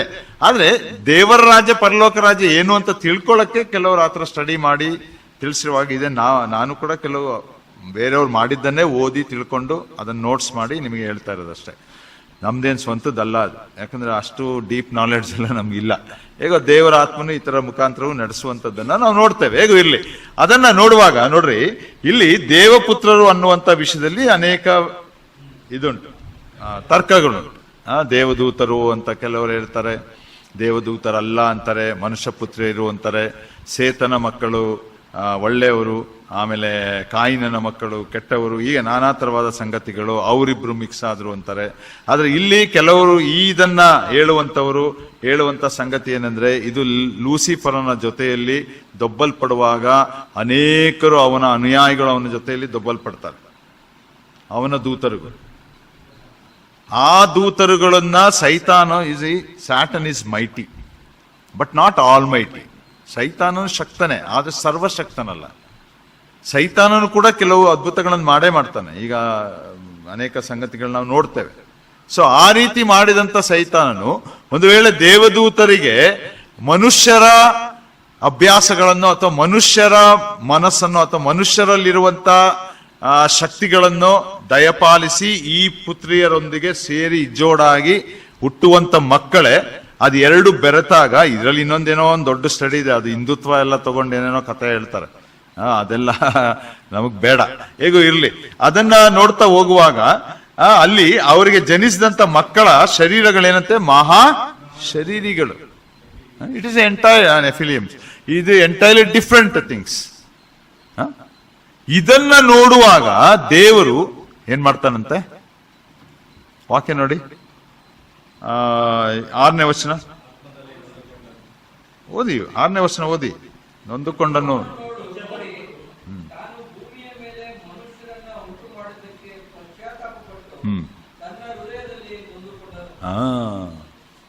ತನ್ನ ಹೃದಯದಲ್ಲಿ ಹೊಂದಿಕೊಂಡನು, ಪಶ್ಚಾತ್ತಾಪ ಪಟ್ಟನು. Repentance, god ರಿಪೆಂಟ್ಸ್. ಸತ್ಯವೇದದಲ್ಲಿ ಫಸ್ಟ್ ರಿಪೆಂಟೆನ್ಸ್ ವರ್ಡ್ ಇದೆ. ಮನುಷ್ಯನು ರಿಪೆಂಟ್ ಮಾಡಲಿಲ್ಲ, ಅಷ್ಟು ದುಷ್ಟ ಅವನು. ಆದಾಮ ರಿಪೆಂಟ್ ಮಾಡಲಿಲ್ಲ, ಮನುಷ್ಯರು ಅಷ್ಟು ಬಿದ್ದೋದೌದು. But God repents. ರಿಪೆಂಟೆನ್ಸ್ ಅಂದ್ರೆ ಏನಂದ್ರೆ, ಇಲ್ಲಿ ದೇವರ ವಿಷಯದಲ್ಲಿ ಬರುವುದು, ದೇವರು ತೆಗೆದುಕೊಂಡಂತ ತೀರ್ಮಾನವನ್ನ ರಿವರ್ಸ್ ಮಾಡೋದು. ಗೊತ್ತಾಯ್ತಲ್ವಾ? ದೇವರೊಂದೇನೋ ತೀರ್ಮಾನ ತೆಗೆದುಕೊಂಡಿದ್ದ, ಈಗ ಲೂಸಿಫರನ್ ಕೊಡಬೇಕು ಅಂತ ತೆಗೆದುಕೊಂಡ, ಅದು ಉಲ್ಟಾಯ್ತು. ಮನುಷ್ಯರನ್ನು ಸೃಷ್ಟಿ ಮಾಡಿ ಅವ್ರಿಗೆ ಕೊಡಬೇಕು ಅಂತ ತೆಗೆದುಕೊಂಡ, ಅದು ಈಗ ಉಲ್ಟಾಯ್ತು. ಅದಕ್ಕೀಗ ಏನ್ ಮಾಡ್ತಾನೆ, ರಿಪೆಂಟ್ ಮಾಡ್ತಾನೆ, ಅಂದ್ರೆ ರಿವರ್ಸ್ ಮಾಡ್ತಾನೆ. ಸೊ ಲೂಸಿಫರ ಚಾಪೆ ಅಡಿ ನುಸಿದ್ರೆ ದೇವ್ರು ಯಾವ್ದಾರ ನುಸ್ತಾನೆ ಅಲ್ವಾ? ಅದಕ್ಕೆ ಜಲಪ್ರಳಯ ತರೋದು. ಇಡೀ ಸಂತತಿಯನ್ನ ನಾಶ ಮಾಡ್ತಾನೆ. ಒಂದು ಕುಟುಂಬವನ್ನು ಮಾತ್ರ ಉಳಿಸ್ತಾನೆ. ನೋಹನು ಅವನ ಕುಟುಂಬ 3 ಜನ ಮಕ್ಕಳು, ಹೆಂಡತಿ 8 ಜನ ಮಾತ್ರ ಅಲ್ವಾ, ಅವರನ್ನ ಉಳಿಸಿ ಈಗ ಆ ಪ್ರೋಗ್ರಾಮ್ ಹಂಗೇ ಮುಂದುವರ್ಕೊಂಡು ಹೋಗ್ತದೆ. But kingdom of God is taken back to the God, kingdom of heaven is moving on. ಅವಾಗ ಮುಂದೆ ಬರುವಾಗ ಚರಿತ್ರೆಯನ್ನು ನಾವು ಹಾಗೆ ಓದ್ಕೊಂಡು ಹೋಗುವಂಥದ್ದು, ಕಲಿತಾ ಹೋಗುವಂಥದ್ದು. ಅದು ನೋವನಿಗೆ ಬರ್ತದೆ, ನೋವ ಪಾಪ ಮಾಡ್ತಾನೆ, ಹುಡುಕನಾಗಿ ಬೀಳ್ತಾನೆ. ಅನಂತರ 3 ಮಕ್ಕಳಿಗೆ ಬರ್ತದೆ, 3 ಮಕ್ಕಳಲ್ಲಿ ಆಮನು ಶಾಪವಂತಾನೆ. ಆದರೆ ಅವನ ಮುಖಾಂತರ ಇಬ್ರಿಯ ಸಂತತಿ ಬರ್ತದೆ. ಇಬ್ರಿಯ ಸಂತತಿ ಬಂದಾಗ ಅಬ್ರಾಮನು ಬರ್ತಾನೆ ಮೂಲಪಿತೃವಾಗಿ, ಅಬ್ರಾಮನಿಗೆ ವಾಗ್ದಾನ ಮಾಡ್ತಾನೆ. That is the first covenant. ಆ ಅಬ್ರಾಮನ ವಾಗ್ದಾನವನ್ನು ಆಧಾರ ಮಾಡಿಕೊಂಡು ಅನಂತರ ಇಸಾಕ, ಯಾಕೋಬ, ಅವನಿಗಿದ್ದಂತ 12 ಮಕ್ಕಳು ಐಗುಪ್ತ ದೇಶಕ್ಕೆ ಹೋಗುವಂಥದ್ದು. ಇಲ್ಲಿಂದ ಇಸ್ರಾಯೇಲ್ಯರ ಪ್ರೋಗ್ರಾಮ್ ಮಾತ್ರ ಮುಂದಕ್ಕೆ ಬರುತ್ತೆ. ಶೇಮ್, ಆಮ್, ಏಫೆತ್, ಅಲ್ಲಿ 2 ಮಕ್ಕಳ ಪ್ರೋಗ್ರಾಮ್ಗಳು ಬದಿಗೆ ಹೋಗುತ್ತೆ. ಈ ಪ್ರೋಗ್ರಾಮ್ ಅಲ್ಲೇ ಮುಂದುವರ್ಕೊಂಡು ಹೋಗುವಾಗ ಬರುವಂತವನೇ ಮೋಶೆ. ಮೋಶೆ ವಿಲ್ ಬಿ ದ ಕಿಂಗ್. ಒಂದು ವೇಳೆ ಕಿಂಗ್ಡಮ್ ಆಫ್ ಹೆವನ್ ಅವನ್ ಕಂಟಿನ್ಯೂ ಮಾಡಬೇಕು. ಅನಂತರ ಯೆಹೋಶುವ, ಅನಂತರ ಸಮುವೇಲ ಆದ ನಂತರ ಸಮುವೇಲನಿಗೆ ಹೇಳ್ತಾರೆ, ನಮ್ಗೆ ಯಾರು ಬೇಕು? ಅರಸನು ಬೇಕು ಅಂದಾಗ ಬೆನ್ಯಾಮೀನ್ ಕುಲದಿಂದ ಸೌಲನನ್ನ ಕೊಟ್ಟರು. ಆದರೆ ದೇವರು ನಿಜವಾಗಿ ಅರಸನನ್ನ ಯಾರ ಕುಲದಿಂದ ಕೊಡಬೇಕು? ಯಹೂದ ಕುಲದಿಂದ. ಯಾಕೋಬನು ಮಾಡಿದ ಆಶೀರ್ವಾದ ಹಾಗೆ. ಆದ್ರೆ ದೇವರು ಅವ್ರಿಗೆ ಹೇಳ್ದ, ಸಮುವೇಲನ ಅವ್ರಿಗೆ ಹೇಳು, ಆತರ ಅರಸನು ನಿಮ್ಮ ಮೇಲೆ ಬಂದ್ರೆ ದಬ್ಬಾಳಿಕೆ ಮಾಡ್ತಾನೆ, ನಿಮ್ಮ ಹೆಣ್ಣು ಮಕ್ಕಳನ್ನ ಕರ್ಕೊಂಡು ಹೋಗ್ತಾನೆ, ಮನೆಯಲ್ಲಿ ಕಷ್ಟ ಕೊಡ್ತಾನೆ, ಕೆಲಸ ಮಾಡಿಸ್ತಾನೆ. ಆದ್ರೆ ಅವರೇನಂದ್ರು, ಇಲ್ಲ ನಮಗೆ ಬೇಕು. ಸರಿ, ರುಚಿ ನೋಡಿ ಅಂತ ಯಹೂದ ಕುಲದಿಂದ ಕೊಡಲ್ಲ. ಯಾವ ಕುಲದಿಂದ ಕೊಟ್ಟ? ಬೆನ್ಯಾಮೀನ್ ಕುಲದಿಂದ ಅಲ್ವಾ. ಬೆನ್ಯಾಮೀನ್ ಕುಲದ ಸೌಲ. 49ನೇ ಅಧ್ಯಾಯಕ್ಕೆ ಬರೋಣ, ಆದಿಕಾಂಡ. ಬೆನ್ಯಾಮೀನ್ ಕುಲದ ಆಶೀರ್ವಾದವನ್ನ ಓದೋಣ.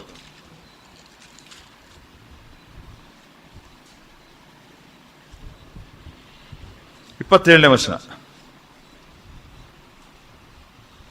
ಬೆನ್ಯಾಮೀನನು ಕುರಿಗಳನ್ನು ಹಿಡಿದುಕೊಳ್ಳುವ ತೋಳದಂತಿದ್ದಾನೆ. ಹಿಡಿದುಕೊಂಡದ್ದನ್ನು ಬೆಳಿಗ್ಗೆ ಉಣ್ಣುವನು, ಕೊಳ್ಳೆ ಮಾಡಿದ್ದನ್ನು ಸಂಜೆಯಲ್ಲಿ ಹಂಚಿಕೊಳ್ಳುವನು. ಇವರೆಲ್ಲರೂ ಇಸ್ರಾಯೇಲಿನಿಂದುಂಟಾದ 12 ಕುಲಗಳು. ಇದೇ ಅವರ ತಂದೆ ಅವರಿಗೆ ಹೇಳಿದ ಆಶೀರ್ವಾದ. ಒಂದೊಂದು ಕುಲಕ್ಕೆ ಒಂದೊಂದು ಆಶೀರ್ವಾದವನ್ನು ನುಡಿದನು. ಅಲ್ವಾ, ಬೆನ್ಯಾಮೀನ ಹೇಗಿದ್ದಾನಂತೆ? ಯೆಹೋವನಿಗೆ ಇಸ್ರಾಯೇಲರು ಹೇಗಿದ್ದಾರೆ? ಕುರಿಗಳ ಹಾಗೆ ಇದ್ದಾರೆ ಅಲ್ವಾ. ಮಂದೆ, ದಾವಿದ ಬಂದ್ಮೇಲೆ ಹೇಳ್ತಾನಲ್ಲ, ನೀನೇ ಕುರುಬ, ಇಸ್ರಾಯೇಲರ ಮಂದೆ, ಕುರಿಗಳ ಹಾಗೆ ಇದ್ದಾರೆ. ಕುರಿಗಳ ಹಾಗೆ ಇರುವುದಾದ್ರೆ ಕುರುಬನನ್ನ ಕೊಡಬೇಕು. ಹಠ ಮಾಡುವಾಗ ಸರಿ ನೋಡಿ ತಿಳ್ಕೊಳ್ಳಿ, ಏನ್ ಅರ್ಥ ಮಾಡ್ಕೊಳ್ಳಿ ಅಂತ ಯಾರನ್ನು ಕೊಡ್ತಾನೆ? ತೋಳ ಕೊಡ್ತಾನೆ. ತೋಳವನ್ನ ಕೊಡುವಂತವನಾಗಿದ್ದಾನೆ. ಇದೇ ಬೆನ್ಯಾಮೀನ್ ಕುಲದ ಹಳೆ ಒಡಂಬಡಿಕೆಯಲ್ಲಿ ಬೆನ್ಯಾಮೀನ್ ಕುಲದ ಈ ಸೌಲನನ್ನ ಕೊಟ್ಟ. ಈ ಸೌಲನ್ನು ಇಸ್ರಾಯೇಲನ್ನ ಕಾಪಾಡಿದ್ನ, ಸಂರಕ್ಷಿಸಿದ್ನ? ಅವನ ಹೊಡೆದ, ಓಡಿಸ್ದ, ಹಿಂಸೆ ಕೊಟ್ಟ. ಆದ್ರೆ ನಂತರ ದೇವರು ದಾವೀದನನ್ನು ಆರಿಸಿಕೊಂಡ ಯಹೂದ ಕುಲದಿಂದ. ಆ ರೀತಿಯಾಗಿ ಹಳೆ ಒಡಂಬಡಿಕೆಯಲ್ಲಿ ಬೆನ್ಯಾಮೀನ್ ಕುಲದಿಂದ ಬಂದಂತ ಸೌಲನು ಯಾವ ರೀತಿ ಇಸ್ರಾಯೇಲರ ಮೇಲೆ ದೊಡ್ಡ ತಪ್ಪುಗಳನ್ನ ಮಾಡಿ ಅವರನ್ನೆಲ್ಲ ಚದರಿಸಿ ಆ ರೀತಿ ಮಾಡಿದನೋ, ಅದೇ ರೀತಿ ಹೊಸ ಒಡಂಬಡಿಕೆಗೂ ಬರುವಾಗಲೂ ಕೂಡ ಒಂದು ರಿಪಿಟೇಷನ್ ಬರ್ತದೆ. ಅಲ್ಲಿ ಒಬ್ಬ ಸೌಲ ಬರ್ತಾನೆ. ಅವನು ಯಾವ ಕುಲದವನು ಅಲ್ವಾ? ಎಷ್ಟು ಪ್ಯಾರಲಲ್ ಇದೆ ನೋಡಿ ಅಲ್ಲಿ. ಆ ಬೆನ್ಯಾಮೀನ್ ಕುಲದ ಸೌಲ ಏನ್ ಮಾಡ್ತಾ ಇದ್ದ? ದೇವ ಜನರು, ಬರೀ ಜನರನ್ನು ಬೇಡಿ, ಸಭೆಯ ಹಿಂಸಕನಾಗಿದ್ದ. ಸಭೆ ಅಂದರೆ ಏನು? ದೇವರ ಕುರಿ, ಮಂದೆ ಅಲ್ವಾ. ಇಟ್ ಇಸ್ ಅ ಫ್ಲಾಕ್, ದೇವರ ಮಂದೆ. ನೋಡ್ರಿ, ಆ ಸೌಲನು ಆ ಮಂದೆಯನ್ನ ಹೊಡೆಯುವಾಗ ದೇವರು ಆ ಸೌಲನನ್ನ ಆರಿಸ್ಕೊಳ್ತಾನೆ. ಆದ್ರೆ ಹಳೆ ಒಡಂಬಡಿಕೆಯಲ್ಲಿ ಸೌಲನನ್ನ ಧಿಕ್ಕರಿಸ್ತಾನೆ. ಆ ಸೌಲನನ್ನ ಆರಿಸಿಕೊಳ್ಳುವಾಗ ಆ ಸೌಲನ್ ಏನಾಗ್ತಾನೆ? ಯೇಸು ಸ್ವಾಮಿಯನ್ನು ನಂಬುವಾಗ ಪೌಲನಾಗ್ತಾನೆ. ದೇವರ ರಾಜ್ಯದ ಗುಣಗಳದು, ಆತನ ನಂಬಿದಂತ ದೇವರ ಮಕ್ಕಳ ಗುಣಗಳದು. ನಾವೆಂದಾದ್ರೂ ಆಲೋಚನೆಗಳನ್ನು ಮಾಡಿದ್ದೇವೆ? The wolf becomes the sheep, the sheep becomes the servant. ಎಷ್ಟು ಸತ್ಯವಾದ ಮಾತಲ್ವ. ಪೌಲನನ್ನು ಆರಿಸ್ಕೊಳ್ಳುವಾಗ ಆ ತೋಳ ಆದಂಥವನೇನಾದ? ಕುರಿಮರಿ ಆದ. ಕುರಿಮರಿ ಆದಂಥವನೇನಾದ?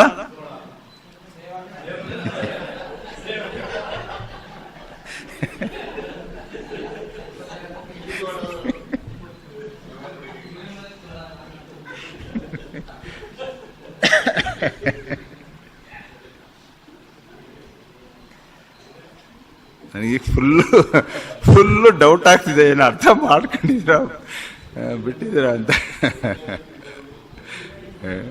ಅದೇ ಹೇಳೋದು, ಕಣ್ಬಿಟ್ಕೊಂಡು ನಿದ್ದೆ ಮಾಡೋದು ಅಂತ ಅಲ್ವಾ? ನೋಡ್ರಿ, ದೇವರ ಕಾರ್ಯಕ್ರಮ, ದೇವರ ಕಾರ್ಯ ಎಷ್ಟು ವಿಶೇಷವಾದ ರೀತಿಯಲ್ಲಿ ತನ್ನ ದೇವರ ರಾಜ್ಯವನ್ನ ಮುಂದುವರಿಸಬೇಕು, ಕಾಪಾಡಿಕೊಳ್ಳಬೇಕು. ಕರ್ತನಾದ ಯೇಸು ಕ್ರಿಸ್ತನ ಹಿರೀ ಕುರುಬನಾಗಿ, ಒಳ್ಳೆ ಕುರುಬನಾಗಿ, ಮಹಾಕುರುಬನಾಗಿ ಅದನ್ನ ದಾವೀದನು ವರ್ಣಿಸ್ತಾನೆ. 22ನೇ ಕೀರ್ತನೆ, 23ನೇ ಕೀರ್ತನೆ, 24ನೇ ಕೀರ್ತನೆ. ಎಂತೆಂಥ ವಿಶೇಷತೆಗಳುಂಟು ಸತ್ಯವೇದದಲ್ಲಿ, ಎಷ್ಟು ಲಿಂಕ್ಗಳುಂಟು ಅದರಲ್ಲಿ, ಒಂದಕ್ಕೊಂದು ಏನೆಲ್ಲ ಸಂಬಂಧಗಳುಂಟು, ಎಲ್ಲಿಂದ ಎಲ್ಲಿಗೆ ತರ್ತಾರೆ. ಅದನ್ನೇ ಹೇಳೋದು, 40 ಜನ ಎಲ್ಲೆಲ್ಲೋ ಕೂತ್ಕೊಂಡು ಬರೀದ್ರು, ಕಾಡಲ್ಲಿ ಬರೀದ್ರು, ಸಮುದ್ರದಲ್ಲಿ ಬರೀದ್ರು, ಗವಿಗಳಲ್ಲಿ ಬರೀದ್ರು, ಅರಮನೆಯಲ್ಲಿ ಬರೀದ್ರು, ಸೆರೆಮನೆಯಲ್ಲಿ ಬರೀದ್ರು, ದೋಣಿ ಮೇಲೆ ಕೂತ್ಕೊಂಡು ಬರೀದ್ರು. ಏನಾದ್ರೂ ಒಂದು ಮಿಸ್ ಹೊಡೆಯುತ್ತಾ? ನನಗೆ ಒಂದೊಂದ್ಸಲ ಅನೇಕ ಸಲ ಆಲೋಚನೆಗಳು ಬರ್ತದೆ. ಇಷ್ಟು ಸತ್ಯತೆಗಳು ಇರುವಾಗ ಅನೇಕ ಕ್ರೈಸ್ತ ಸಮುದಾಯದ ಒಂದು ವೇಳೆ ಬೇರೆ ಬೇರೆ ಡಿನಾಮಿನೇಷನ್ಗಳು ಅನೇಕ ತಪ್ಪು ಸಂಗತಿಗಳನ್ನು ಮಾಡ್ಕೊಂಡು ಹೋಗುವಾಗ ಯಾಕೆ ಇವರಿಗೆ ಇದೆಲ್ಲ ಕಣ್ಣಿಗೆ ಕಾಣಲ್ಲ? ಯಾಕೆ ಆತ್ಮ ಮಾತಾಡಲ್ಲ? ಈಗ ಆ ಪರಿಸ್ಥಿತಿ ನಮ್ಮ ಸಭೆಗಳಲ್ಲೂ ಬಂದ್ಬಿಟ್ಟಿದೆ ಇವತ್ತು. ಸತ್ಯತೆಯನ್ನು ಬಿಟ್ಟು ಹೋಗುವಂತ ದಿನಗಳು ಬಹಳ ಹತ್ರವಾಗುಂಟು ಅಲ್ವಾ? ದೇವರು ಏನೆಲ್ಲ ಅದ್ಭುತಗಳನ್ನ ಮಾಡಿ ಆ ದೇವರ ರಾಜ್ಯ ಮತ್ತೆ ಪರಲೋಕ ರಾಜ್ಯ ಅದನ್ನ ಸ್ಥಾಪಿಸಬೇಕು, ಮುಂದೆ ಒರೆಸ್ಕೊಂಡು ಹೋಗುವಂತವನಾಗಿರ್ಬೇಕು. ದೇವರ ಪ್ರೋಗ್ರಾಮ್ ಯಾವ ರೀತಿಯಲ್ಲಿತ್ತು, ಏನೇ ಅಡ್ಡಿ ಬಂದ್ರು ಕೂಡ ಅದನ್ನೆಲ್ಲ ತೆಗೆದು ಹಾಕಿ ಅನಂತರ ತನ್ನ ಜನರನ್ನೇ ಆತನು ಬೆಳೆಸ್ತಾ ನಡೆಸ್ತಾ. ನೋಡ್ರಿ, ಲೂಸಿಫರ ಬಿಡಲ್ಲ, ಅಲ್ಲಿಂದ ಎಲ್ಲಾದ್ರಲ್ಲೂ ಒಂದೊಂದಾಗಿ ಹೇಳ್ತಾ ಬಂದ್ರೆ ಸಮಯ ಸಾಲಲ್ಲ. ಲೂಸಿಫರ ಏನ್ ಮಾಡ್ತಾನೆ ಅಂದ್ರೆ ಎಲ್ಲಾ ಕಡೆ ಅಟ್ಯಾಕ್ ಮಾಡ್ಕೊಂಡೇ ಬರ್ತಾನೆ ಮುಂದಕ್ಕೆ. ಅನಂತರ ಈ ಕಿಂಗ್ಡಮ್ ಆಫ್ ಹೆವನ್ ಏನಿದೆ ಅಂದ್ರೆ ಅವನ ಕೈಯಲ್ಲೇ ಇದೆ ಇವತ್ತಿಗೂ ಕೂಡ. It is still in is hand. ದೇವರ ಪರಲೋಕ ರಾಜ್ಯ ಇದೆಯಲ್ಲ, ಅದು ಅವನ ಕೈಯಲ್ಲೇ ಇದೆ. ದೇವರಾಜ್ಯ ಅವನು ಕಸ್ಕೊಳಕ್ ಸಾಧ್ಯವೇ ಇಲ್ಲ. ಒಂದ್ ವೇಳೆ ನಾನು ನೀನು ಅವನನ್ನ ತಿರಸ್ಕರಿಸಿ ಹೋದ್ರೆ ಅವನು ಕಸ್ಕೋಬೇಕಷ್ಟೇ. ಆದ್ರೆ ಅದು ಸಾಧ್ಯವೇ ಇಲ್ಲ. ರಕ್ತ ಕೊಟ್ಟು ಸಂಪಾದಿಸಿಕೊಂಡಂತ ಸಭೆ ಹಾಗೂ ಆತ್ಮಿಕ ಸಂಗತಿಗಳು. ಆದ್ರೆ ಪರಲೋಕ ರಾಜ್ಯ ಅವನ ಕೈಯಲ್ಲೇ ಉಂಟು. ಆ ಪರಲೋಕ ರಾಜ್ಯವನ್ನ ಪಡ್ಕೊಳ್ಳಕ್ಕಾಗಿಯೇ ಯೇಸು ಕ್ರಿಸ್ತನು ಮತ್ತೆ ಬರೋದು. ಆ ಪರಲೋಕ ರಾಜ್ಯ ಅದರ ಕ್ರಯಪತ್ರವೇ ಆ ಸುರುಳಿ. ಬ್ರದರ್ ಹೇಳ್ಕೊಡ್ತಾ ಬರ್ತಾ ಇದ್ದಾರೆ 5ನೇ ಅಧ್ಯಾಯದಿಂದ. ಆ ಸುರುಳಿಯೇ ಮುದ್ರೆ ಹಾಕಲ್ಪಟ್ಟಂತ ಸುರುಳಿ. ಅದೇನೆ title deed of this world. ಈ ಲೋಕದ, ಈ ಪ್ರಪಂಚದ ಹಕ್ಕುಪತ್ರ, ಕ್ರಯಪತ್ರ. ಅದನ್ನ ಯೇಸು ಸ್ವಾಮಿ ಪಡ್ಕೊಳ್ಬೇಕು. ಅದನ್ನ ಪಡ್ಕೊಳ್ಳೋದಕ್ಕಿಂತ ಮುಂಚೆ ಅದೀಗ ಯಾರು ಒಡೆಯನಾಗಿದ್ದಾನೆ? ಅದಕ್ಕೆ ಸೈತಾನನು. ದೇವರ ವಾಕ್ಯದಲ್ಲಿ ನೋಡ್ತೇವೆ. ಯೋಹಾನನು ಹೇಳ್ತಾನೆ ಅವನು ಈ ಲೋಕಾಧಿಪತಿ ಆಗಿದ್ದಾನೆ. ಪೌಲ ಹೇಳ್ತಾನೆ ಆತನು ಈ ಲೋಕದ ಒಡೆಯನಾಗಿದ್ದಾನೆ ಅಲ್ವಾ? ಆಮೇಲೆ ಸೈತಾನನೇ ಏನ್ ಮಾಡ್ತಾನೆ? ಲೂಕನ್ ಸುವಾರ್ತೆ 4ನೇ ಅಧ್ಯಾಯ, ಮತ್ತಾಯನ ಸುವಾರ್ತೆ 4ನೇ ಅಧ್ಯಾಯ, ಎತ್ತರವಾದ ಬೆಟ್ಟಕ್ಕೆ ಕರ್ಕೊಂಡು ಹೋಗಿ ಇಡೀ ಪ್ರಪಂಚವನ್ನೆಲ್ಲ ತೋರಿಸಿ ಅವನ್ ಹೇಳ್ತಾನೆ ಎಲ್ಲಾ ಯಾರ್ದು? ಅವ್ರು ಚೆನ್ನಾಗಿ ಹೇಳ್ತಾ ಇದ್ರು, ಯಜಮಾನನ್ನೇ ನಿಲ್ಸ್ಕೊಂಡು ಹೇಳ್ತಾವನೆ ಅಂತ. ಓನರ್ನೇ ಪಕ್ಷದಲ್ಲಿ ನಿಂತ್ಕೊಂಡು ನಾನೀಗ ಯಾವ್ದೋ ಇಲ್ಲೊಂದು ಬಂದ್ಬಿಟ್ಟು ನಾಳೆ ಯಾರನ್ನ ಕರ್ಕೊಂಡ್ ಬಂದ್ಬಿಟ್ಟು ಇಲ್ಲಿ ನಿಲ್ಸ್ಕೊಂಡು ನೋಡಿ ಇದೆಲ್ಲ ನಂದು ಮಾರಕ್ಕಿದೀನಿ ತಗೊಳ್ತೀರಾ ಅಂದ್ರೆ ಸುಂದರ್ ಕೇಳಿಸ್ಕೊಂಡ್ರೆ ಕಥೆ ನಾವು ಅಲ್ವಾ? ಆ ರೀತಿ ಅಲ್ವಾ? ನೋಡ್ರಿ, ಅವನ ವಶದಲ್ಲುಂಟು, ಅವನ ಕೈಯಲ್ಲುಂಟು ಆ ಪರಲೋಕ ರಾಜ್ಯ. ಈಗ ಆ ಪರಲೋಕ ರಾಜ್ಯವನ್ನ ಮರುಸ್ಥಾಪಿಸ್ಲಿಕ್ಕಾಗಿಯೇ ದೇವರು ಕರ್ತನಾದ ಯೇಸು ಕ್ರಿಸ್ತನು ಈ ಲೋಕಕ್ಕೆ 2ನೇ ಸಾರಿ ಬರುವಂತಹ ಸತ್ಯತೆ. ಇದರ ಮಧ್ಯ ಅನೇಕ ಘಟನೆಗಳು ಉಂಟು. ಅದಕ್ಕೆಲ್ಲ ಸಮಯವಿಲ್ಲ. ಡೀಟೇಲ್ ಸ್ಟಡಿ ಮಾಡ್ತಾ ಹೋಗುವಾಗ ಅದನ್ನ ನಾವು ತಿಳ್ಕೊಳ್ಳಿಕ್ಕೆ ಸಾಧ್ಯವಾಗುವಂಥದ್ದು ಅದಾಗಿರ್ತದೆ ಎಂಬುದಾಗಿ ನೋಡ್ತೇವೆ. ಇದನ್ನೆಲ್ಲ ಆಧಾರ ಮಾಡಿಕೊಂಡು ಕಲಿಯುವಾಗಲೇ the different types of gospel ಎಂಬುದಾಗಿ ನಾವು ಕಲಿಬೇಕು. ನಾನಾ ತರವಾದಂಥ ಸುವಾರ್ತೆ. ಒಂದು ವೇಳೆ ಬ್ರದರ್ ಸಂಕಟ ಮಹಾಸಂಕಟ ಕಾಲದಲ್ಲೂ ಒಂದು ಸುವಾರ್ತೆ ಇದೆ ಎಂಬುದಾಗಿ ಹೇಳ್ತಿದ್ದಾರೆ. ಸಂಕಟ ಮಹಾಸಂಕಟ ಕಾಲದಲ್ಲೂ ಕೂಡ ಸಂಕಟ ಮಹಾಸಂಕಟ ಕಾಲ ಯಾರಿಗಿರೋದು? ಇಸ್ರಾಯೇಲ್ರಿಗೆ, ಪುನರ್ಸ್ಥಾಪನೆಗಾಗಿ. ಓದಿ ಎಷ್ಟು ಸಲ ಓದಿದ್ವಲ್ಲ ವಾಕ್ಯ. 24ನೇ ಅಧ್ಯಾಯ 14ನೇ ವಚನ ಮತ್ತಾಯನ ಸುವಾರ್ತೆ ಓದಿ. ನೀವೇ ಓದಿ. 24:14 ಎಷ್ಟು ಸಲ ಓದಿದೀವಿ.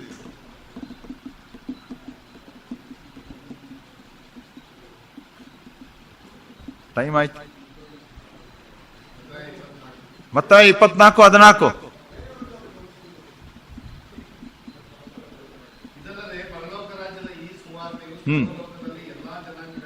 ನೋಡ್ರಿ, ಅಲ್ಲಿಗ ದೇವರ ರಾಜ್ಯ ಸುವಾರ್ತೆ ಅಲ್ಲ. ಯಾಕೆ ಸಂಕಟ ಮಹಾಸಂಕಟ ಕಾಲದಲ್ಲಿ ದೇವರ ರಾಜ್ಯ ಸುವಾರ್ತೆ ಇಲ್ಲ? ಸಭೆ ಎತ್ತಲ್ಪಟ್ಟಿದೆ. ಒಂದು ವೇಳೆ ಸಂಕಟ ಮಹಾಸಂಕಟ ಕಾಲದಲ್ಲಿ ಯೇಸು ಸ್ವಾಮಿಯನ್ನು ನಂಬದವರು ಕ್ರೈಸ್ತರಾಗ್ತಾರೆ. ಕ್ರೈಸ್ತರಾದವರಿಗೆ ಕರ್ತನ ಭೋಜನ ಎಲ್ಲ ಅಲ್ಲಿಲ್ಲ. ಆರಾಧನೆ ಅಥವಾ ಬೆಳಗ್ಗೆ ಬೆದರೆಲ್ಲ ಎಕ್ಸ್ಪ್ಲೈನ್ ಮಾಡ್ತಾ ಬಂದಾಗ ಅದೆಲ್ಲ ಇಲ್ಲ. ಒಂದ್ ವೇಳೆ ಸಭೆಯಿಂದಾಗ ಸೇರ್ಕೋಬಹುದು ಅವ್ರು ಅಷ್ಟೇ. ಆರಾಧಿಸ್ಲಿಕ್ಕೋ ಅಥವಾ ಅವನಿಗೆ ಸ್ತೋತ್ರ ಹೇಳಲಿಕ್ಕೋ ಪ್ರೈಸ್ ಕೊಡೋಕ್ಕೋ ಸೇರ್ಕೋಬಹುದು. ಮತ್ತೆ ಆ ಪವಿತ್ರಾತ್ಮನ ಸೇವೆ ಕೂಡ, ಪವಿತ್ರಾತ್ಮನ ಸೇವೆಯಲ್ಲಿ ಇದ್ದರೂ ಕೂಡ ದೇರ್ ಇಸ್ ನೋ ಇಂಡ್ವೆಲಿಂಗ್ ಅಂತ ಅವ್ರು ಹೇಳಿದ್ರು. Not only indwelling, there is no anointing, there is no baptism of Holy Spirit. ದೇವರ ಪವಿತ್ರಾತ್ಮನ ದೀಕ್ಷಾಸ್ನಾನ ಇಲ್ಲಿಲ್ಲ. ಪವಿತ್ರಾತ್ಮನ ದೀಕ್ಷಾಸ್ನಾನ ಯಾಕೆ? ಪವಿತ್ರಾತ್ಮನ ದೀಕ್ಷಾಸ್ನಾನ ನಮ್ಗೆ ಆಗೋದ್ರಿಂದ ನಮ್ಮಲ್ಲಿ ಏನಾಗ್ತದೆ?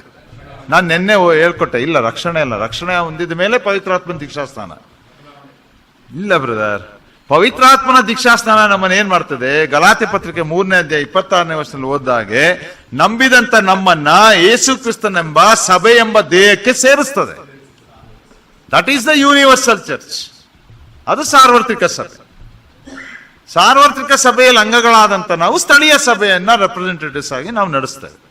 ಹೀಗೆ ಈ ಸತ್ಯತೆಗಳು ಒಂದರಿಂದ ಒಂದು ಫ್ಲೋ ಆಗ್ತದೆ.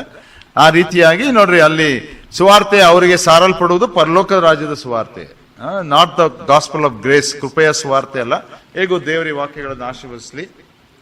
ನಾಳೆ ಒಂದು ಪಿರಿಯಡ್ ಇದೆ, ನೋಡೋಣ ಹೇಗೆ ಅಂತ.